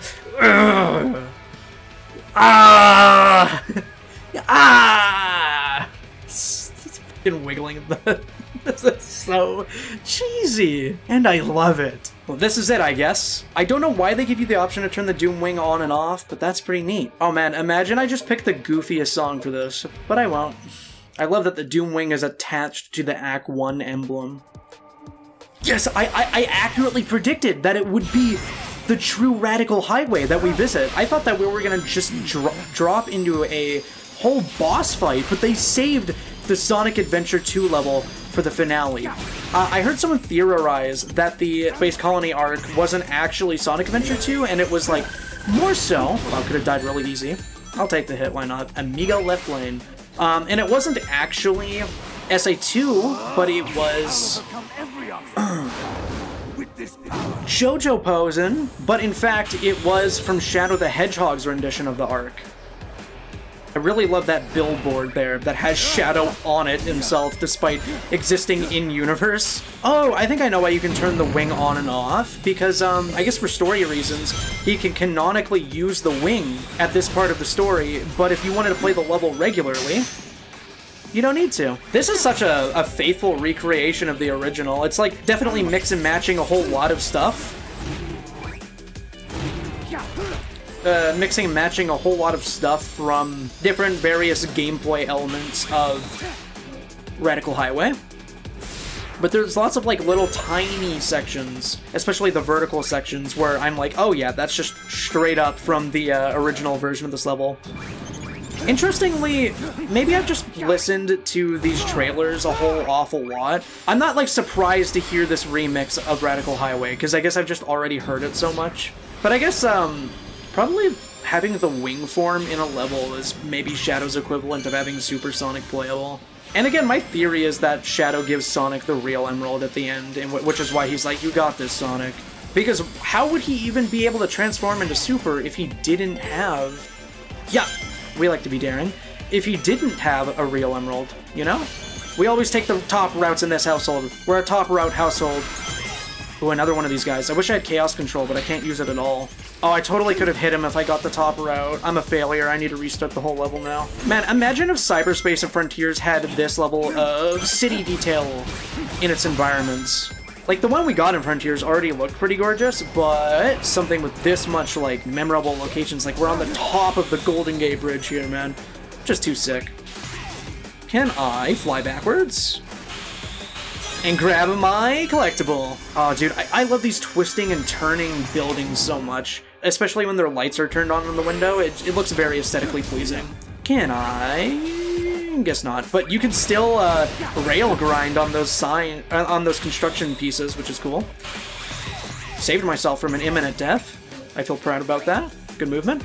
I have 200 rings. Oh, I really love the way they incorporate the top of the bridge and the rail grinding on the bridge as a part of the level, because that's only an optional path in Sonic Adventure 2, but it feels very rewarding when you hit it. Oh, look at the purple lighting! This feels like a rave with all the different colors I'm seeing on this nighttime highway. Oh, and that's the true ending to the level as well. Oh boy, they saved a good meal for the last level. Cool hub! I am standing on top of the final boss above the open world I've been exploring this whole time, and there's a vortex in the middle, and then this is our hub level for the final fight. Why did I... Shadow, look, I don't trust many people. I respect even fewer. You are special. So much so I feel compelled to admit it. You've got a lot going on, and Black Doom is in your head, so I just wanted to say... Watch out for yourself. 9 seconds left. And if you need someone after it's all said and done, I'm here for you. Ha! Listen to me, I sound like Amy Rose. You were pretty brutal when you took down the Black Arms before. There's a good chance they'll find a way to revive themselves again. What I'm getting at is, don't hold back. Tear that creep to pieces. Sonic and his friends are still tracking down the last of the Chaos Emeralds. We still have time to swap out the fake Chaos Emerald for the real thing. That plan hinges on you coming back alive, so don't mess this up. Omega, you got something for me before the final moment? Black Doom is nearly ready to unleash his full might. Shadow, you have destroyed him before. I'm certain you can do it again. I believe in you. I will cover you from here when you engage Black Doom. What? Protect Gerald and Marie at all costs? I do not protect, I destroy. However, I can protect them by destroying all those who threaten them. I'm eager to return to normal space and time. It is much easier to tally the units I destroy there. I propose a 2-person bombing expedition on Eggman's base. I do love how they're like tying in what happens in Sonic's finale with Shadow's gang, Shadow's friends, Shadow's family, and making it all cohesively feel like it did happen at the same time and we just never knew about it. That being said, let me talk to some of Eggman's family. Hey Big, you got something to say in the final moments of our entire universe and space-time? That professor guy sure is smart. He actually knows a lot about fish and all kinds of life forms. He seems sad though, like he has a lot on his mind. I invited him to go fishing so he could relax for a bit. Wow, Maria is so very nice. We've never met, but she acted like we've always been best friends. I told her all about Froggy and the fish I caught. She had so many questions about where I'm from and where I've been. I hope I can take her fishing one day. The big thing in the sky sure is spooky. I bet I could catch it on my fishing rod. But I've seen you and Sonic running around, working really hard to save everybody. I'll stay out of your way and let you finish what you're doing. Froggy, where are you, good buddy? It's about time to go home. I like that he isn't even afraid. He just knows that the hedgehogs will do their work and we can all go back home and get back to fishing in the Mystic Ruins. I love the idea of Big asking Gerald about fish and different types of fish. Conceptually, I love the idea of, like, Shadow working behind the scenes on an adventure that we've never even heard of, while Sonic is out getting all the glory for the main adventure. I'm so proud of you. That one's voiced. You've been through so much, but you stayed true to yourself. I know you can do this. Go, Shadow, go. It's hard not to be scared of everything going on, but I've never been afraid. Not deep down. Because I know you're here, doing your best to protect us. I'm sure there will be many more who will feel the same way about you one day. Yeah, in 06, where they chain him up. Shadow, you are my finest creation. Thank you, Not Black Doom. It feels better when you say it. I've seen many things, uncovered countless mysteries, pushed the very boundaries of science. You, Shadow, are my finest creation. I have every faith you'll put an end to this madness. When this is over, I think I have an inkling of what comes next. Your promise to Maria is a good one, but do not let it be your only cause in life. I saw people saying, I really hope that Shadow doesn't just revert back to fulfilling Maria's wish. And here we are with Gerald, kind of a father figure in his life, guiding him in a good path, but his own path. When we are gone, live for yourself. Fulfill your full potential. Then again, I made you with limitless potential, so I guess that's all tall order. I guess I see where Eggman gets some of his self-indulgence from, but he takes it to a 100. When you were first created, the potential of your power was too great. I fashioned those limiter rings to keep your power in check. Given how you are now, you must not remove them. You'll likely explode. Only remove them in the most dire of circumstances. You'll burn like a raging furnace of energy, but I don't want you to burn out. I like that he knows, and he's one of the only people that's ever verbalized that whatsoever. Don't look so sad, Shadow. I don't know what will happen after you win. Maybe we won't see each other for a long while, but I love you and nothing can change that. No matter how far apart we are, my love will always be with you. Please always remember that. They totally know what happens to them and they don't want to admit it with the things that they're saying. Well, that was gut-wrenching in its own fun little way. But yeah, I also was predicting pre-release Shadow wouldn't get a super form, but he would be getting his uninhibited form, because we haven't seen that in a game since Sonic 06, which is absurd, since that's like his anime trope, like, I'm going all out. Man, it is kind of cool to think about how you don't get Super Sonic and Frontiers as a completion reward, but you get Shadow's Wings as a endgame reward, where you can use that as a traversal ability. But not Super Sonic in Sonic Frontiers, the game that basically peaked Super Sonic.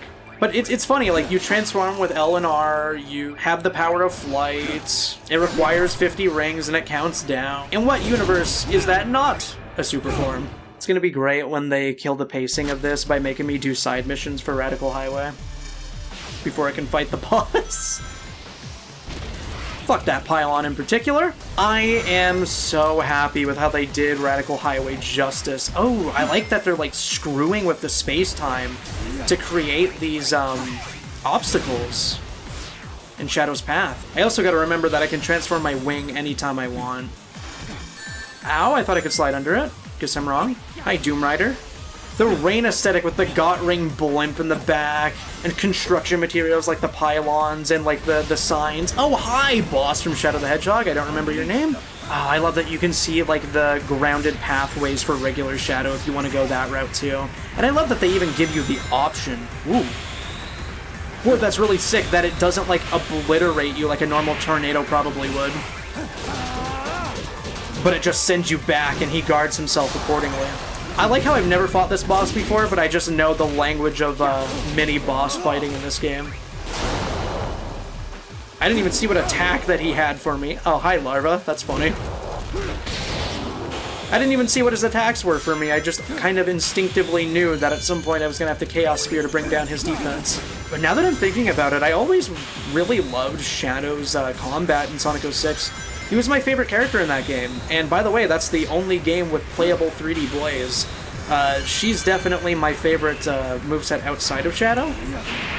Oh, you can damage him with the stomp. That's sick. You don't just have to use his brand new moves against them. You can use like classic Boost Sonic combat.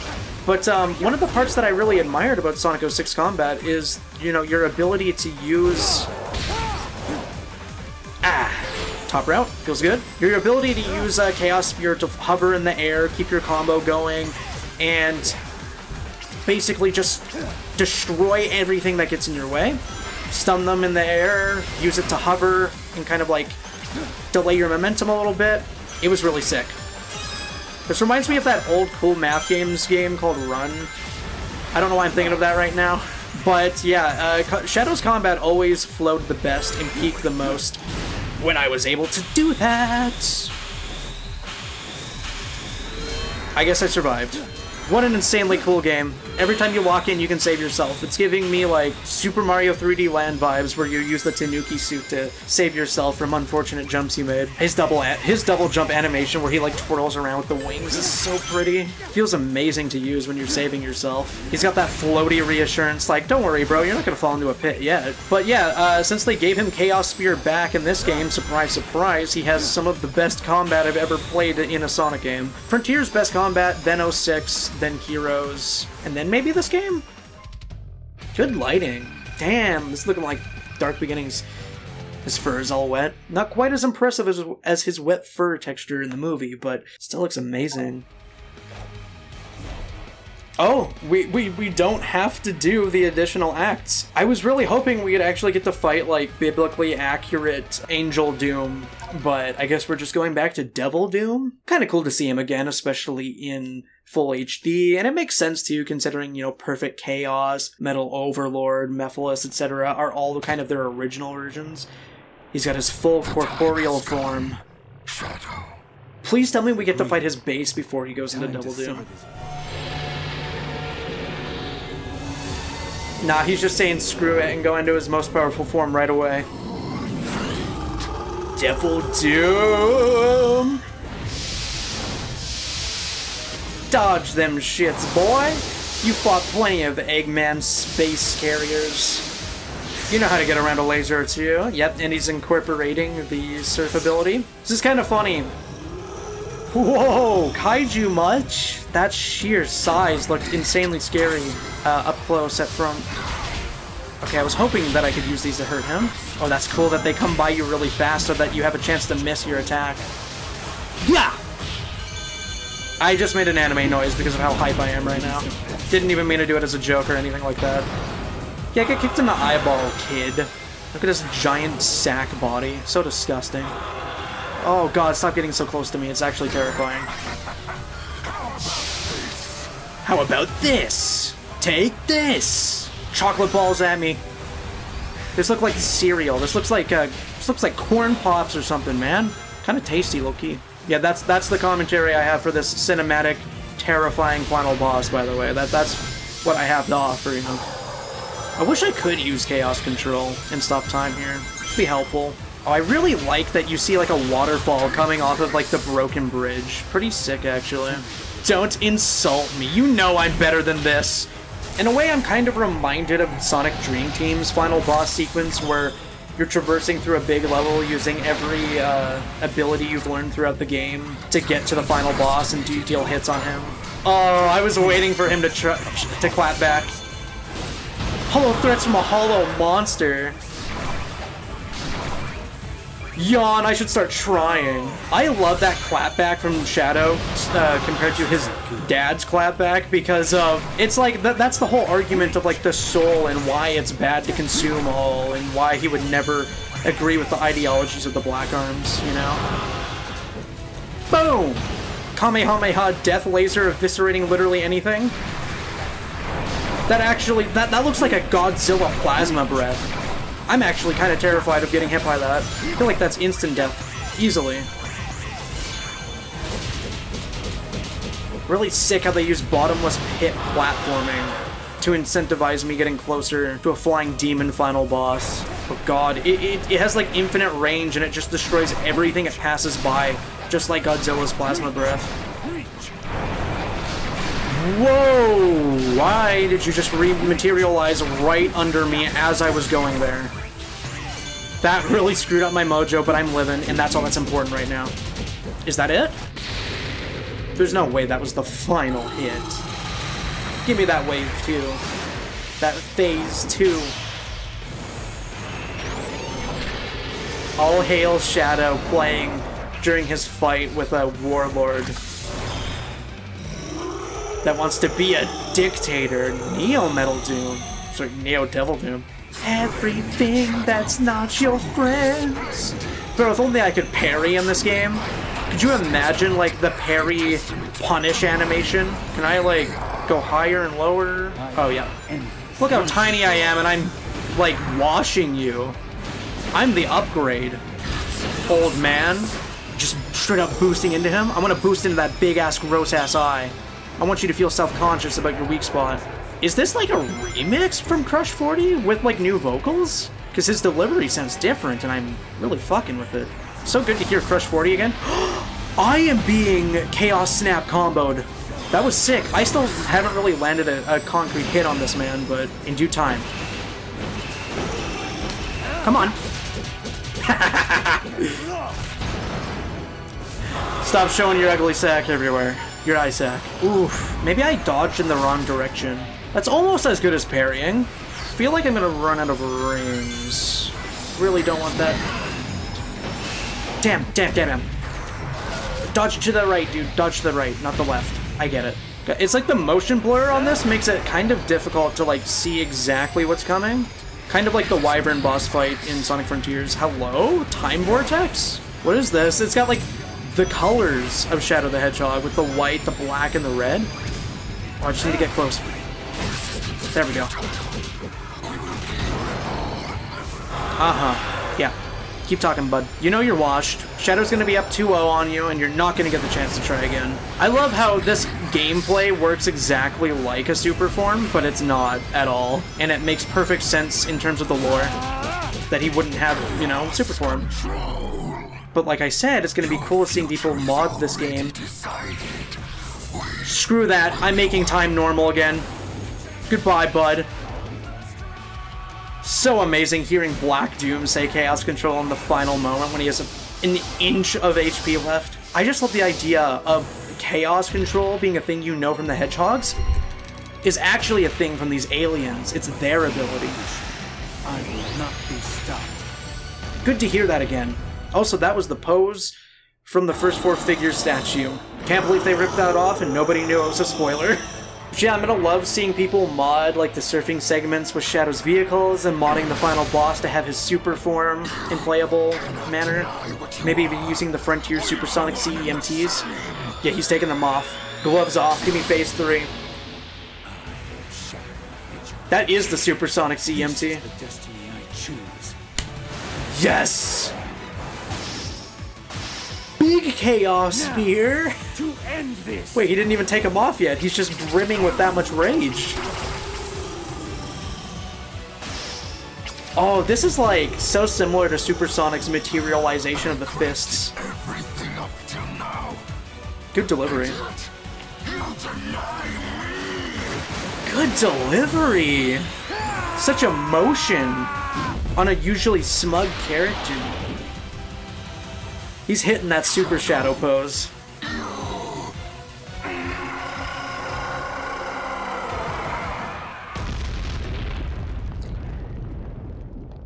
Gorgeous. That delivery. What a highlight of that cutscene.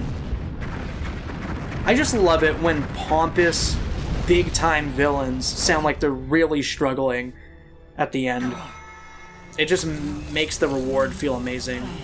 I knew this would be temporary powers. Just like how the cyber powers in Frontiers are temporary. We will never see that wing super form again, unfortunately. Nice work. Perfect timing, too. Sonic is getting ready to... Man, did Rouge ever even see him with the wings? They could have been winged buddies. Going to switch the emeralds without Right. noticing. We're still not in the end game yet. We have another final boss to go and help defeat. Leave it to you. Interesting how he still finds time to arrive in the final moment, but he still says goodbye to Maria and Gerald. He doesn't even say bye to Maria and Gerald. Also, I'm really sorry, buddy, that you didn't get a chance to shine with good writing this time. Nice landing. Maria. Oh god, she's sick again, man. No. Sonic happened? Forces, but actually sad. So what's so different between Black Doom and Time Eater? Rouge. Why did Black Use chaos Doom have control. Time Eater's powers? Stop this moment. And if fate draws us apart, I will always be in your heart. Such a wise child. I'd be asking for juice if I was her age. Why am I saying this? I'm glad that they kind of, like, redeemed Gerald and gave him some good moments, because his lasting legacy on the world was a psychopath that wanted to kill everyone to the point where it even disturbed Eggman. It's nice to see him as like, the cool, trustworthy grandfather. Oh, wow, they made a main character cry. Sonic isn't even allowed to do that anymore.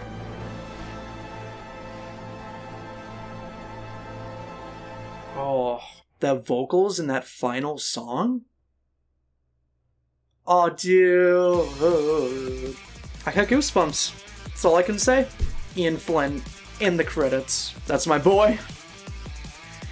When I was a kid in like elementary school, I would read the Archie comics, and I was really fascinated by how they did the character exploration and just the depth of them, the angst of them, and I was like, they should really get these guys to write the stories, because I wasn't impressed with a lot of the stuff that they were making back then. I liked 06, I liked Unleashed, but it didn't feel like the kind of characterization that I wanted post those games. Very rewarding to finally see his work fully voiced and animated. They weren't lying, that definitely was shorter than base gens, but I think if you're going for 100% in the open zone, it's probably longer than Sonic Gens. It's not like longer in terms of story content, but pure gameplay wise. Evan Stanley is also credited here. I'm sure there's a lot of real ones in this credit section that I'm not pointing out. I'm just particularly happy for Evan Stanley, who I believe might have done the cutscene artwork and some of Gerald's diary. Hi Marza. Good job on the rigging. Whew, you guys cooked. But it's just really rewarding for me to personally see people from the Archie Comics days, like Evan and Ian, getting to work on the most important part of the franchise, which is the mainline games. The most important part of it, the main product of the whole series. You know, the canon story of the series. And for a retelling for a past game, they did a phenomenal job tying everything together, making it feel like it actually had purpose.